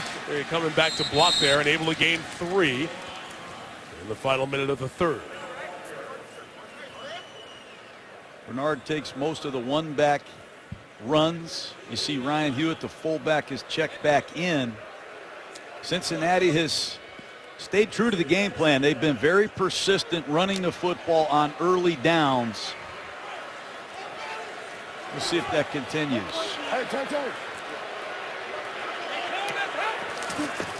Second and 7. Guard and the fullback come along to the right for Bernard, but Denver getting through the traffic with T.J. Ward and David Bruton Jr. to end this third quarter. Denver has not had a safety like this since Brian Dawkins retired. T.J. Ward making his presence felt. In the tournament, New England, Denver, Indianapolis, and Pittsburgh already in. Cincinnati's in if they can rally from down 1 here in the fourth quarter. Chargers in control of their destiny. If they win, they get in. With the Ravens and the Texans and the Chiefs still alive here, heading to the final 16 games and a quarter of this 2014 regular season. That quarter starts now. Mike Tirico, John Gruden, Lisa Salters. Paul Brown Stadium in Cincinnati. Bengals once led by 13. But Denver outscored them 21-7 in that third quarter to take this 1-point lead. And Andy Dalton and company start the fourth quarter with 3rd and 6. 5 in the pattern for Dalton, who throws to Gresham, who won't get there. Lost the ball on the way. The Broncos might be on it. Big pile at the 48. Gresham fighting for the extra yards. T.J. Ward made the initial hit. Look at what goes on down. Look at Bodine, the center, trying to pull it out. Bodine, the center, 61, comes out of the pile with it. That's careless ball security by Gresham. Cincinnati dodged a bullet. That's the 11th fumble that this Broncos secondary has caused. And at the end of the play, you got to really secure that football. That time, Gresham, lucky that ball wasn't turned over. When you say 11 fumbles forced, that's all 11 fumbles after receptions. That's amazing, Mike. We used to go through a year or two and not get 4 or 5 of those, but 11 in 15 games is amazing. It's the most in the league, and Cincinnati has none of those fumbles forced after a reception this year. Welker in the wet conditions returns at 6 yards, and Denver will take over at the 21-yard line. Well, last time the Cincinnati fans were here, they saw their Bengals in position in the fourth quarter, up 1, and then the meltdown. The mishandled ball there, and then Le'Veon Bell and the Steelers started pounding away. And you were watching this game, it was close, and then just in a couple of minutes, the Roethlisberger home run shot there. You look up, and the Steelers had 229 yards of offense, and it was a blowout, 42-21. Marvin Lewis's team has lost their last 2 home games by more than 20 points. They led by 13 here, but now they're trying to hold on against Denver and Manning. Anderson runs left. Gilberry's pursuit helps keep it to a loss of 2 yards. And Cincinnati has benched Terrence Newman. They put Dre Kirkpatrick in at left corner. Demaryius Thomas beat Newman deep. Newman's had a heck of a year. He's been injured the last couple weeks. Had 2 interceptions against Manning the last time he faced him. 2nd and 11. Patrick 27, bottom of your screen.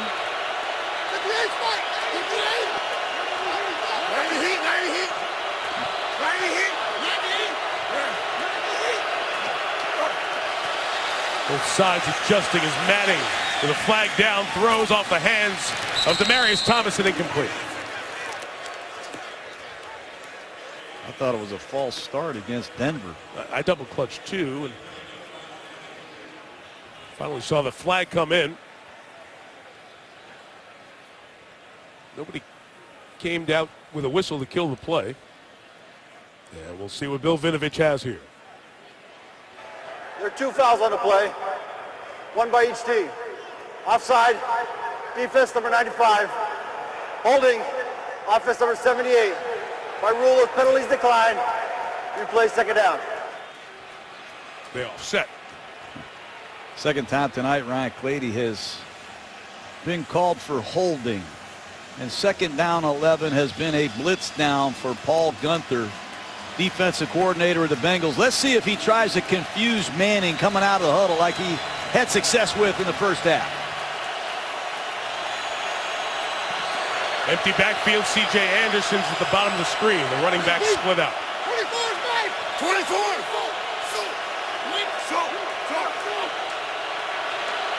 Peyton knows, or he thinks he knows Adam Jones is coming. It's why he said he was the Mike. He drops back in coverage and picks him off at the 23-yard line.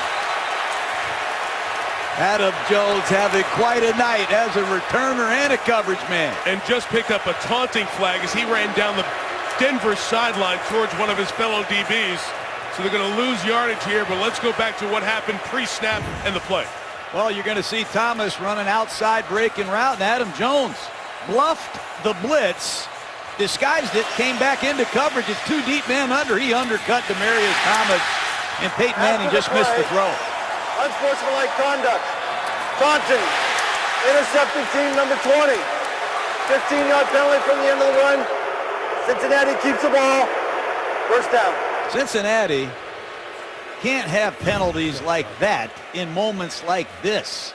You're going to get into some big games. You got to act like you've been there before. Great play by Jones, but a terrible penalty. I'm sorry, John. You just took your team out of field goal range. Mike Nugent, by the way, their kicker, has been struggling with a hamstring in this second half, so you need every yard you can get, and for whatever reason, they're involved in the emotion of the game, but they went all the way down the sideline here, and Jones is taking the football somewhere. Long history in past. He had kind of gotten it figured out. Marvin Lewis had good things to say about how involved Adam Jones has been in a positive way throughout the year. Big play there, cost his team 15. Jeremy Hill goes down quickly without contact at the 40-yard line. Denver's getting ready for these early down running calls. That time fullback Ryan Hewitt smashed in the hole, and Terrence Knighton, the ex-Jacksonville Jaguar, has been a run-stuffing supreme for Denver. Got to be alert for a screen. Cincinnati ran 5 of them in these second and long situations, and A.J. Green is back at the top of the screen. I give him a lot of credit. He just ran back in. That arm is still dangling. He's trying to fight through the pain to be a factor in this big game. Dalton. Towards Green. Nothing.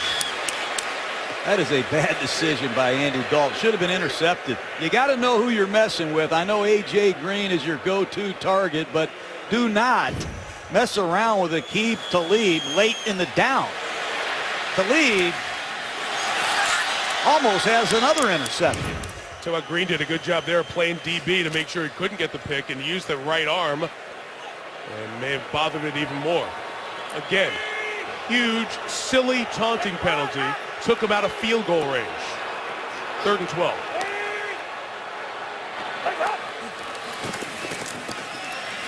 Dalton's got time. Off the hands of Gresham and incomplete. Cincinnati fans look for a flag. They say the coverage of Ward and David Bruton was good. And because of the penalty, they're going to be forced to punt the ball. 3rd down and 12. Bruton and Ward. The Broncos use 6 defensive backs the majority of the time in these passing situations, and what a great 3-and-out stop after the interception and costly penalty by Jones. So this excellent punter for net punting, Huber, is going to try to pin Welker and the Broncos inside the 5. Kirkpatrick trying to run it down. He couldn't get to it. A flag is down back at the 12-yard line. As Darquez Dennard and Kirkpatrick, 2 excellent gunners, were trying to get down there.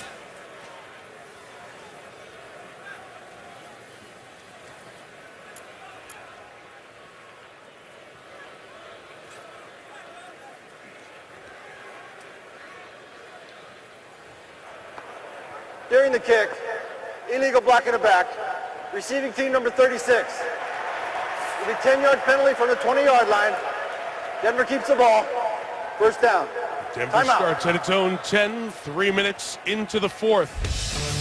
Big kick of Manning in field goal range, but Nelson taunts along with Pac-Man, and it cost him the field goal range.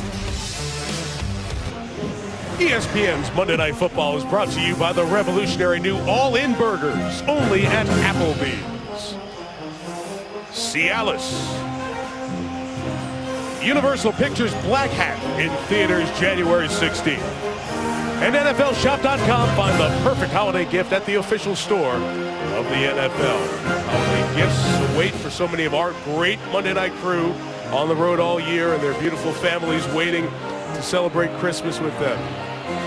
Again, to all of our Monday Night families back at home, thank you for keeping home going as we've enjoyed our wonderful tour on the road. 45th season of Monday Night Football with a great concluding act here in Cincinnati.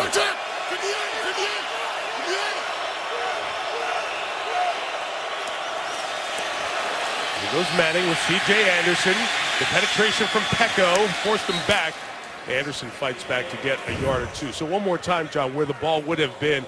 There's a tremendous play by Jones on the coverage and the interception that would have given the ball to Cincinnati inside the 25, somewhere in the neighborhood of a 42-yard field goal attempt if they didn't lose yardage, but it pushed them back instead.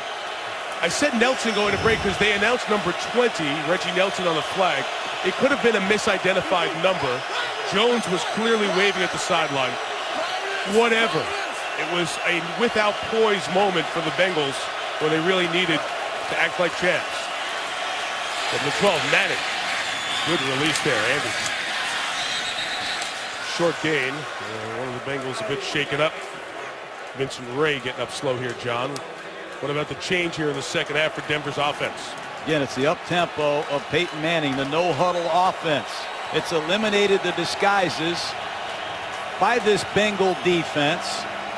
Let's see if the Broncos can continue to pass protect like they have in the third quarter. Much improved from the first half. Dunlap needs to make his presence felt now.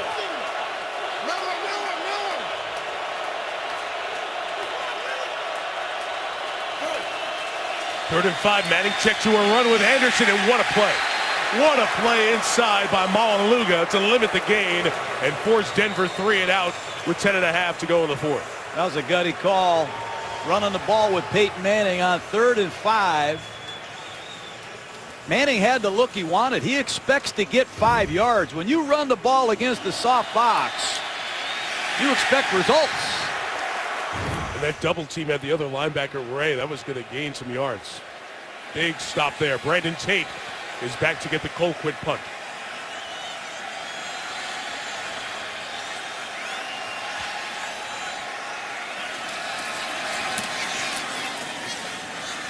Good hang time. Kick is 45. Tate from the 38. Picking up blocks. There goes Tate accelerating. Tate at the 30. Hunter to beat. Down inside the 15. Put the ball in the middle of the field. You're asking for trouble. Every time you see a big return in pro football, most of the time the ball lands in the middle of the field, and it's tough on your coverage units. Brandon Tate did it at North Carolina. He did it for Bill Belichick in New England, and he's still getting it done. Returning kicks for the Cincinnati Bengals. John, Adam Jones rarely fair catches. Tate's the sure-handed catcher, so after the mistake Jones made, and with the rain, you wonder if that's what they wanted on the field, a sure-handed guy to catch it, because he has 13 of their 14 fair catches on punts. But he took that one, his longest punt return of the year. Means a net punt of -5, and Cincinnati with a great chance to retake the lead. No A.J. Green. I'm loading up on the run if I'm Denver. Hewitt, the fullback, moves. Leads for Hill. 2 to the 10. There are no receiving threats other than Mohamed Sanu on the field for Cincinnati. If I'm Denver, I'm going to make Andy Dalton throw the ball to beat me.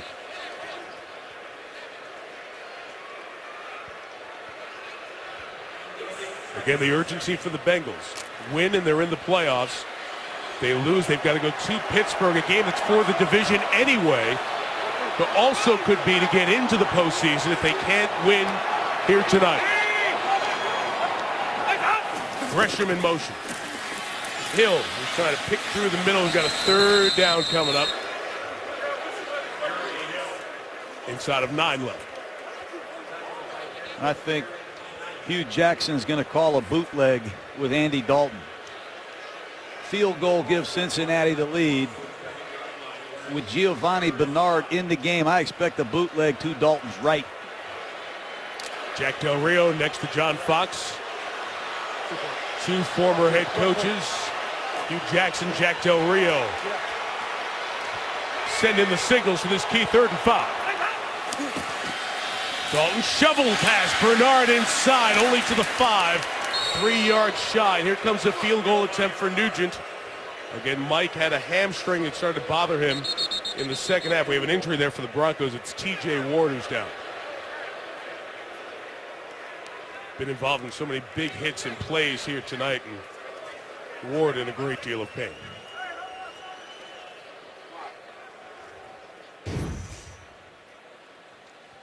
See his head there as he got Bernard's shoulders square as he put the head down to tackle. Timeout. Coverage from Spider Cam tonight here in Cincinnati, brought to you by DirecTV. TJ Ward, the safety, was down for most of that timeout. The good news is he is getting up and being assisted and walking to the sideline. Concern there for a moment, lots of the players taking a knee. 4th down, Cincinnati will attempt a go-ahead field goal. Mike Nugent will do that. It's been a difficult couple of weeks for Mike. His dad, Daniel, passed away last week. I said he's from Centerville, Ohio. Just about 45 minutes down the road. This field goal for the lead. And Nugent, who would always text with his dad and get his messages before warm-ups, playing with a heavy heart the last couple of weeks, has made his 3rd field goal of the night and gives the Bengals a 2-point lead as we approach the halfway point here in the 4th quarter. Boy, John, it's Andy Dalton who has that 2-9 record pinned on him in these primetime games and playoff games for Cincinnati. But it's the whole team. It's the defense. It's Marvin Lewis, the head coach. It's A.J. Green. In this game, the resiliency, and again shown on this drive here, that the Bengals are giving tonight, help erase that and may get him a fourth postseason opportunity under Marvin Lewis. This has been a good team for the last 3 or 4 years. They've been on the brink. But if you want to be a great team and you want to compete for championships, you have to win games like this at home. And it's going to go through Denver or at Pittsburgh for Cincinnati to get a ticket to the playoffs. There's a lot of pressure on them to win this game tonight. And if I'm Denver, I don't want it to come down to the Raiders next week either, because my old Oakland Raiders, they're playing pretty good football. They beat San Francisco, eliminated Buffalo yesterday, beat Kansas City. That's right. Playing good football down the stretch. It ruined a lot of seasons, and John Fox knows that, and so does Peyton Manning. So this Denver team wants to take care of locking down that bye, because Peyton made the great point to me last night. You win this game tonight, the urgency is that bye is the same as a playoff win. It's one less game you have to play in the postseason, one more week to rest, which is so important for a player who's trying to become the oldest quarterback to win the Super Bowl. So much on the line here in the last half of this fourth quarter. Line drive kick, unreturnable. Bolden couldn't get his hands on it, and Denver takes over at the 20-yard line.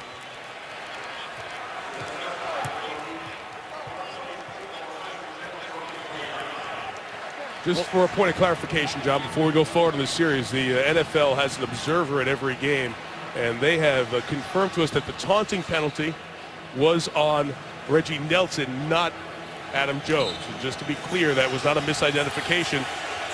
Both players were involved, but Nelson was the one who was flagged in that situation. 3 and out last series. Denver started the second half on fire. 3 straight touchdowns. His own 20, Manning. Crosser is the back, C.J. Anderson taken down. Gain of 5. Maualuga brings him down. Now, Ray Maualuga, he takes a lot of criticism here in Cincinnati. I don't know why. He plays hard, and he never comes off the field. Nice job in the open field on that check down.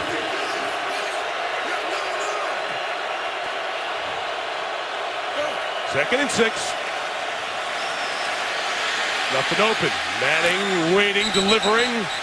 Julius Thomas couldn't bring it in before third down. Here's Lisa. Well, Mike, right now they're taking T.J. Ward back to the locker room. They're calling it a neck injury. His return is questionable. But the good news is that they took him off on a cart, but he was able to walk to the cart and get on it on his own back. Live shot as he is pulled up that tunnel to be examined. Pretty loud, pretty big play. Third to half dozen.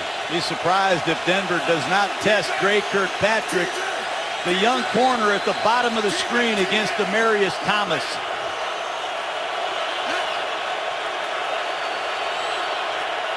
Last hand signal to Demaryius. Peyton looks that way, goes that way, got it that way. And Thomas on Kirkpatrick. Flag is down though, right where they were battling and hand fighting, and it's on Thomas for offensive pass interference. That's the initial signal from the official coming in from the secondary. Here's Bill Vinovich.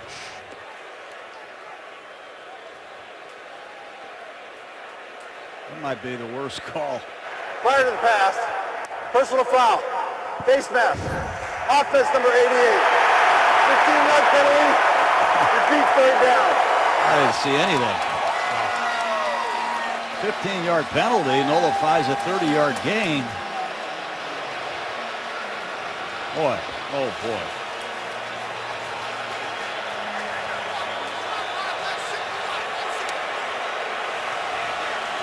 Third down and long. Need to get to the 30 for the first down. 3rd and 18 for number 18.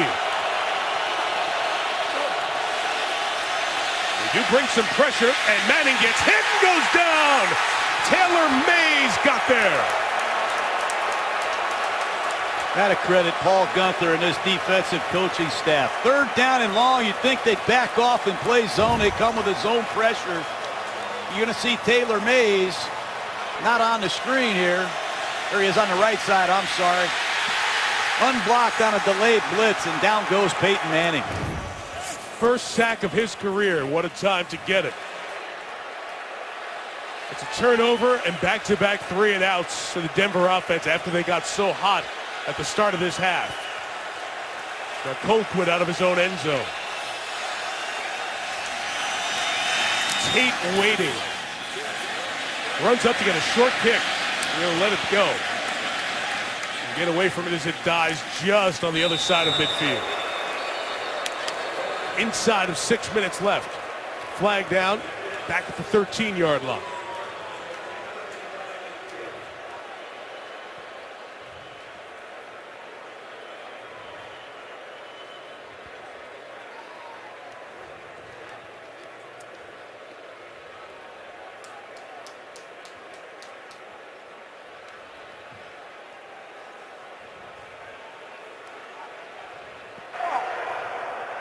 During the kick, holding, receiving team number 30.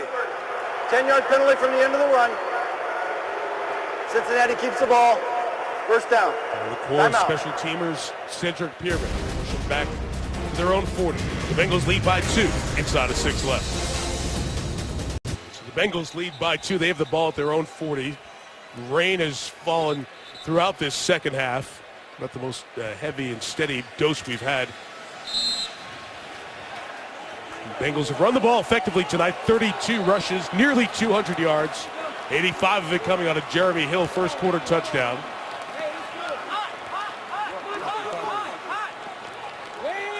Trying to sustain some offense, keep it out of Manning's hands. Hill has to be very careful. Fumbled earlier, gain of 2 there. Let's go back to that key penalty, John, that face mask penalty. On Demaryius Thomas, working on Dre Kirkpatrick. So the left hand up there gets on the mask.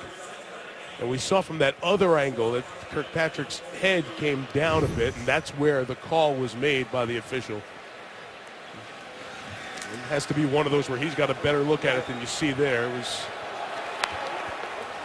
hard to detect looking at multiple angles, any contact on the mask. You saw it just briefly there, and then their bodies converge around the hand. 2nd and 8, throw for Dalton. Overthrown for Gresham. He went up to get it. Flag is down, but not back there where the reception of the contact was with Todd Davis. It's like a late hit. Personal foul. Roughing the passer. Defense number 76. Marvin Austin. Driving the quarterback into the ground. 15-yard penalty. Automatic first down. Marvin Austin. Driving him into the ground is the call on that one.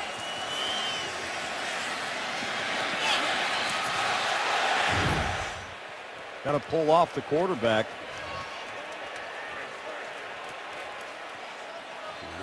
Critical penalties, Mike. Yeah. One on Clady in the first half, nullified a huge gain. One on Demaryius Thomas, it nullified another, and that one on Austin sets up Cincinnati for the knockout punch. You talk about big play with poise moments, not there for the Broncos. Austin, in that case, gets Cincinnati into Denver territory, and a good chase down tackle by Todd Davis on the stretch by Jeremy Hill. Davis, who's waived 4 times this year by New Orleans. Popping in here with the injuries that they've had to Marshall and Trevathan, the linebacking core. Injuries, they lost Nate Irving, Brandon Marshall, Danny Trevathan, Wesley Woodyard left. They're lucky that 53, Steven Johnson, and 51, Davis know their terminology. They're special teams linebackers that are pressed into service. And here's Jeremy Hill, who's fumbled 5 times, once earlier at the +5 yard line. Let's see if he can hang on to the ball.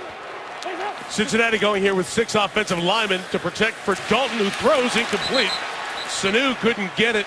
Chris Harris Jr. there in the coverage in this now driving rainstorm with 4:18 to go. Really like these 2 corners. Talib gives them a shutdown press corner, and Chris Harris got that $43 million contract extension for good reason. He's batted down 9 passes, over 50 tackles. He can play outside or inside. He's a very good corner. 3rd down and long. DeMarcus Ware, Von Miller, Gonna throw it. It's a short throw. It's Gresham who cannot stay in bounds, and that kills the clock with 4:14. And in these conditions, or even in dry conditions, way too far for a field goal. So the inability there to run the extra time, the incomplete pass, and then that play. Well, now that we're inside 5 minutes, left about 1:10 or so on the clock, extra for Denver if they need it. Plenty of time. Both teams have 3 timeouts left. Kevin Huber once again will try to pin Denver deep. Again, best net punter in the league. Excellent gunners on the edge. Been a couple of bad snaps in special teams. One, the first punt of the game, was a high snap. We'll let this clock run all the way down.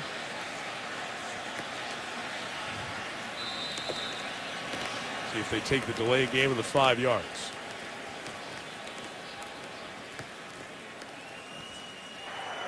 Delay game. Offense number 10. 5-yard penalty. Still 4th down. So Kevin Huber, Cincinnati native, look up, go, hey, this is December. It's late December, December 22nd, Cincinnati. You got this pouring rainstorm here. Some bad snaps tonight. Keep an eye on that, especially in these conditions.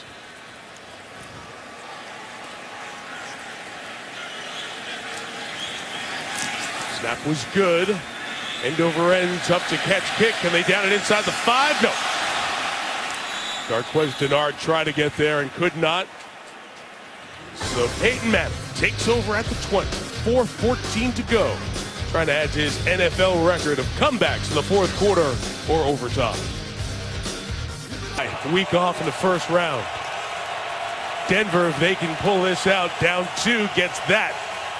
Cincinnati on the other side get in the tournament, win a big game, prime time, big opponent on your home field, and not have to go on the road in week 17 to Pittsburgh and play a game to get into the playoffs. A lot on the line here in this final 4:14. Well, to get what they want, they're going to have to stop one of the greatest crunch time quarterbacks ever.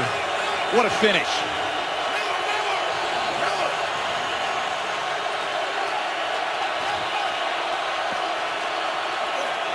Struggled the last 3 possessions as Manning starts with Julius Thomas. The tight end gains 6. And you see Thomas struggling with that ankle to change directions. He's good in a straight line, but there's just not that agility after the catch. He's fighting through it, but his route tree is limited because of that ankle.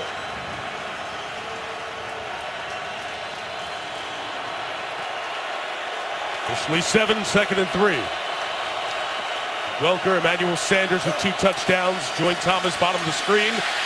Peyton crossing. Anderson, was he able to recatch it? Yes, he was. But you don't get any forward progress because that ball bounced up in the air, so it will be 3rd and 1.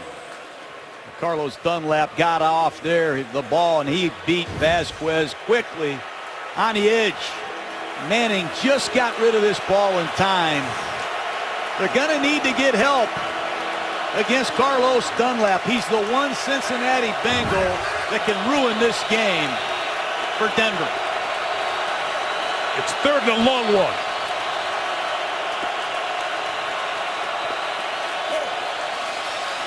Fake to Anderson. Manning with the throw. It's intercepted. It's Kirkpatrick. It's a Bengal touchdown.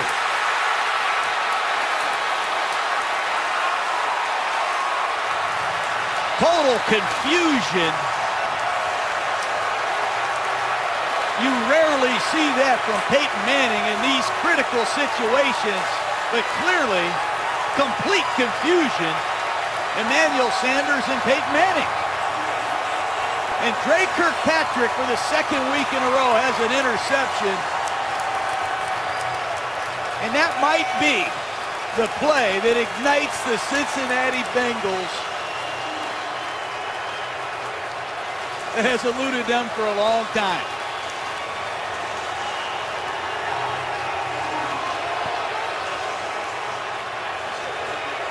A lot of first-round draft choices at cornerback. Kirkpatrick, another one. But Demaryius Thomas, I have no idea what he and Peyton Manning are thinking is supposed to happen there. Nugent, big extra point. It makes it a 2-score game, a 9-point game. And the jungle is rocking on the first 3-interception game of the season for Peyton Manning. Well, it's 3rd and 1, and he's looking for Demaryius Thomas on some kind of an arrow route. I think Manning's expecting Thomas to start inside, come back outside on the move. And I don't know if Thomas and Manning thought the same thing. Perhaps Peyton just missed the throw, but the look in Manning's eyes were of confusion. As soon as he let this ball go, something wasn't right. And Dre Kirkpatrick made him pay for it. Kirkpatrick, who came in the game for Terrence Newman as they made a change at corner in this second half after Newman got beaten a couple of times. Kirkpatrick, twice a national champion at Alabama, gets Peyton for the pick. And Terrence Newman, who intercepted Johnny Football last week, gets Peyton Manning this. Taking Kirkpatrick a while to come around. He's had some injury problems, has regained his confidence, and Peyton Manning 3 interceptions tonight. That last one is going to send the Cincinnati Bengals to the playoffs. Still 2:41 full complement of timeouts. Rare to see a game where Manning throws a pair. We'll go back the other way. That was the first return, or two pick sixes overall in the game, I should say, as Bolden takes it with a knee in the end zone for the touchback. You know, John, you think about what Denver did with those 3 possessions at the start of this second half and the touchdowns. But those last 4 possessions, Cincinnati made the adjustment. And credit Paul Gunther and the chess piece move. His defense responded to what Denver came out to do at the start of the second half. Have to give him credit. The weather got worse and worse. And right now, Denver, 2 scores behind, needs to get the ball down the field and get a field goal or any kind of score to set up an onside kick to give themselves a chance. Cincinnati taking a timeout here. The Bengals had confusion going on their ends. They take a timeout with 2:41 to go. But with 3 timeouts and the 2-minute clock stoppage, very important that Denver gets some kind of score. It can be a field goal to make it a 37-31 game, to give yourself a chance for an onside kick. Don't go anywhere with Manning. He's done some crazy things on Monday Night Football, but you see what Marvin Lewis did. He took a timeout, make sure he had 11 of the proper men that he wants for this situation. You can use your timeouts on defense as well to make sure you have fresh pass rushers. Make sure everybody is fresh and ready to rush Peyton Manning and end this football game with their defense, and Carlos Dunlap is the man to do it. You have Thomas over here, the tight end. See if he nudges him on the way out. Nope, straight pass rush. And he got to him. A sack. Back to the 15-yard line. Right around Vasquez again. About time Dunlap turns his game on. If Cincinnati wants to be a great team, Dunlap has to carry him with his edge pass rush skills. Vasquez can't handle him in one-on-one situations. He needs some help. So you got even wider here to come after him this time. Manning throws. Anderson collects it out of the backfield, trying to get a block downfield. Anderson, the 35-yard line. They gain 20, and that'll take us to the 2-minute warning. Denver needs to score twice. They're down 9. 2 minutes left.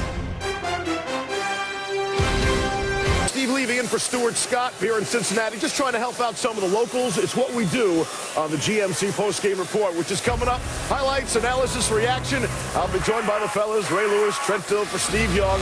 We'll have plays of the week and details and highlights of the 3rd highest scoring bowl game in college football history and a nasty brawl that broke out. All coming up on SportsCenter after the game. All dried down here. Mike and John, up to you. Yes, what kind of gentlemen are you, Leave? Share the umbrella. Check in with everybody after the game and the ramifications that will set up week 17. No challenges. We're inside of 2 minutes now. Manning, the crosser, Thomas can't hang on in these wet conditions. treacherous down there, and Emmanuel Sanders not in the football game. Cody Latimer, number 14, a rookie out of Indiana, at the top of the screen. And Cincinnati's playing a lot of zone coverage. They're going to force Manning to throw the ball underneath and keep this clock going. Latimer has just one catch on the season. Manning's pressured, gets contacted as he throws. Welker with the catch. Manning got knocked down by Dunlap again. Minute 45 left in regulation. I'm just shocked that Denver has not put a back or a tight end, somebody over there to nudge Carlos Dunlap, who has ruined the latter part of this game for Denver. Manning left, Anderson trying to get to the sideline, and does. As Adam Jones is pulling his jersey, 1:28 to go. Again, a field goal is an option here, just to try to make it a one-score game. Give yourself time with an onside kick. But again, the rainy conditions make the field goal operation a little bit more difficult. And remember, Denver missed one right before the end of the half. 26.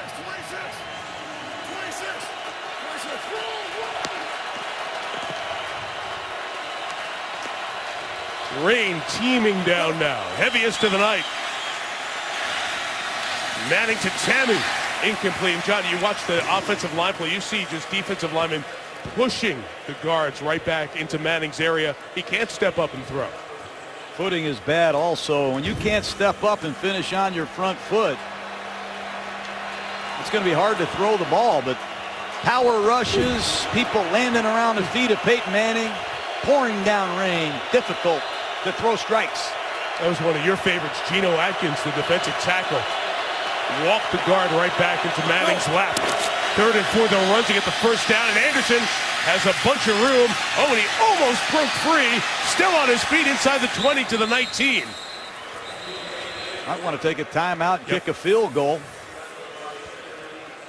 27-yard gain. Those two missed tackles were big. It's a soft coverage box. Manning goes to the old one-back power play. You're going to get a double team at the point of attack. Orlando Franklin against Taylor Mays, and that's a great effort by C.J. Anderson. 5'9", 230 pounds. Tough man to bring down, low center of gravity. You'll see what John Fox does. He needs 2 scores. Might want to take a couple quick shots to the end zone and then kick the field goal. Yeah, being down here inside the 20 because of those 2 timeouts just does give you 1 or 2 more options.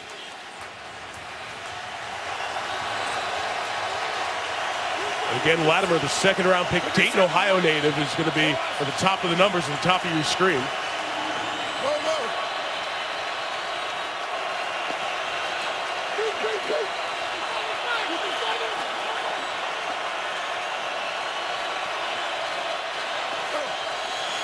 The 19. Manning. Incomplete or intercepted? Incomplete. They say Kirkpatrick was out. Very close as he went to the ground trying to come up with the closing interception. He was looking up at the big board for the replay. Hey, look at this. I thought he had control. It was knees down. Yeah, that should be a pick. Again, last 2, you don't challenge. It has to be stopped from upstairs for a look. Possession, knee down, ball seems not to come down. Go all the way through. Does he maintain control through the process? The ruling on the field is a catch and interception. First down. He's got it. He's down. He's got multiple body parts down there. His knee and the elbow and everything else.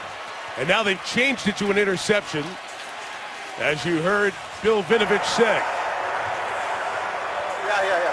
Previous plays under review. If there's any doubt, that's a game-changing interception. The 2nd one of the night for Dre Kirkpatrick. We were going to break. The only question was, did he continue to maintain possession through the process, go into the ground? It seems like all of the necessary boxes are checked for a game-ending interception by Kirkpatrick. Catch, knee, elbow, hip down to the ground. Possession all the way through, and it would be the 4th interception for Manning, the 3rd in this 4th quarter. After reviewing the play, the ruling on the field stands. It's interception. First down. What a job by Dre Kirkpatrick. Terrence Newman had his struggles tonight, coming back off that injury. They put him on the bench. They put in young Dre Kirkpatrick, and boy, was he ready when opportunity knocked. 255 games, 5 with 4 or more interceptions. First time as a Bronco, first time since 2010. There's been miscommunication on a few of these. So Cincinnati leads by 9. Denver can stop it twice with 1:07 left.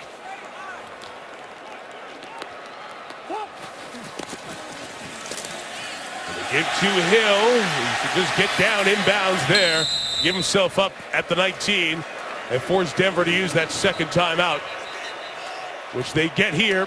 The clock's still running now. They get the clock stopped. And they'll put a few seconds back on. You can see through the face mask that smile of Andy Dalton with good reason. It's not stats that are going to win many fantasy games. It's not stats that are going to get you in the Hall of Fame. But the big wins in the primetime games and the playoff games has been something hanging over this team. This is a huge one for Cincinnati and their quarterback in his 4th year. He's got to be mentally tough, Mike. John, what's it all about? Come in the league and lead your team to the playoffs, and most consecutive seasons to start your career. Legends like Otto Graham, Bernie Kosar are both doing it here in the state of Ohio. Joe Flacco came right in the league in this division. Pat Hayden did it with the Rams as he came out of SC, and now Andy Dalton added to that list as Cincinnati's about to clinch a playoff berth for the 4th consecutive year. Mike, he's been through a lot here. A lot of people said, we should have taken Colin Kaepernick. We're not good enough to do this. He's just hung in there, kept playing, and Cincinnati's going to the playoffs for the 4th straight year under Marvin Lewis is quite an accomplishment. And they're doing it without A.J. Green. They did it without Vontaze Burfict, their best linebacker. We saw Terrence Newman come out of the game. They're missing a lot of other linebackers. It's a credit to these Cincinnati Bengals and the depth that they put together over the last few years. And this means a lot. Not just are they in the playoffs. New England locks up the #1 seed. Pats don't have to play for anything next week against Buffalo. And Cincinnati's still alive for the #2 seed. If they beat Pittsburgh, not only do they win the division, but if Oakland beats Denver, then Cincinnati could get a bye here. So a huge game for Marvin Lewis and Andy Dalton and the Cincinnati Bengals, who are in the playoffs. And spot 5 in the tournament has been taken. And who days what they say here with good reason. The Bengals back in the playoffs. Wraps up season 45 of Monday Night Football. We'll see you for a wild card game in about a dozen days.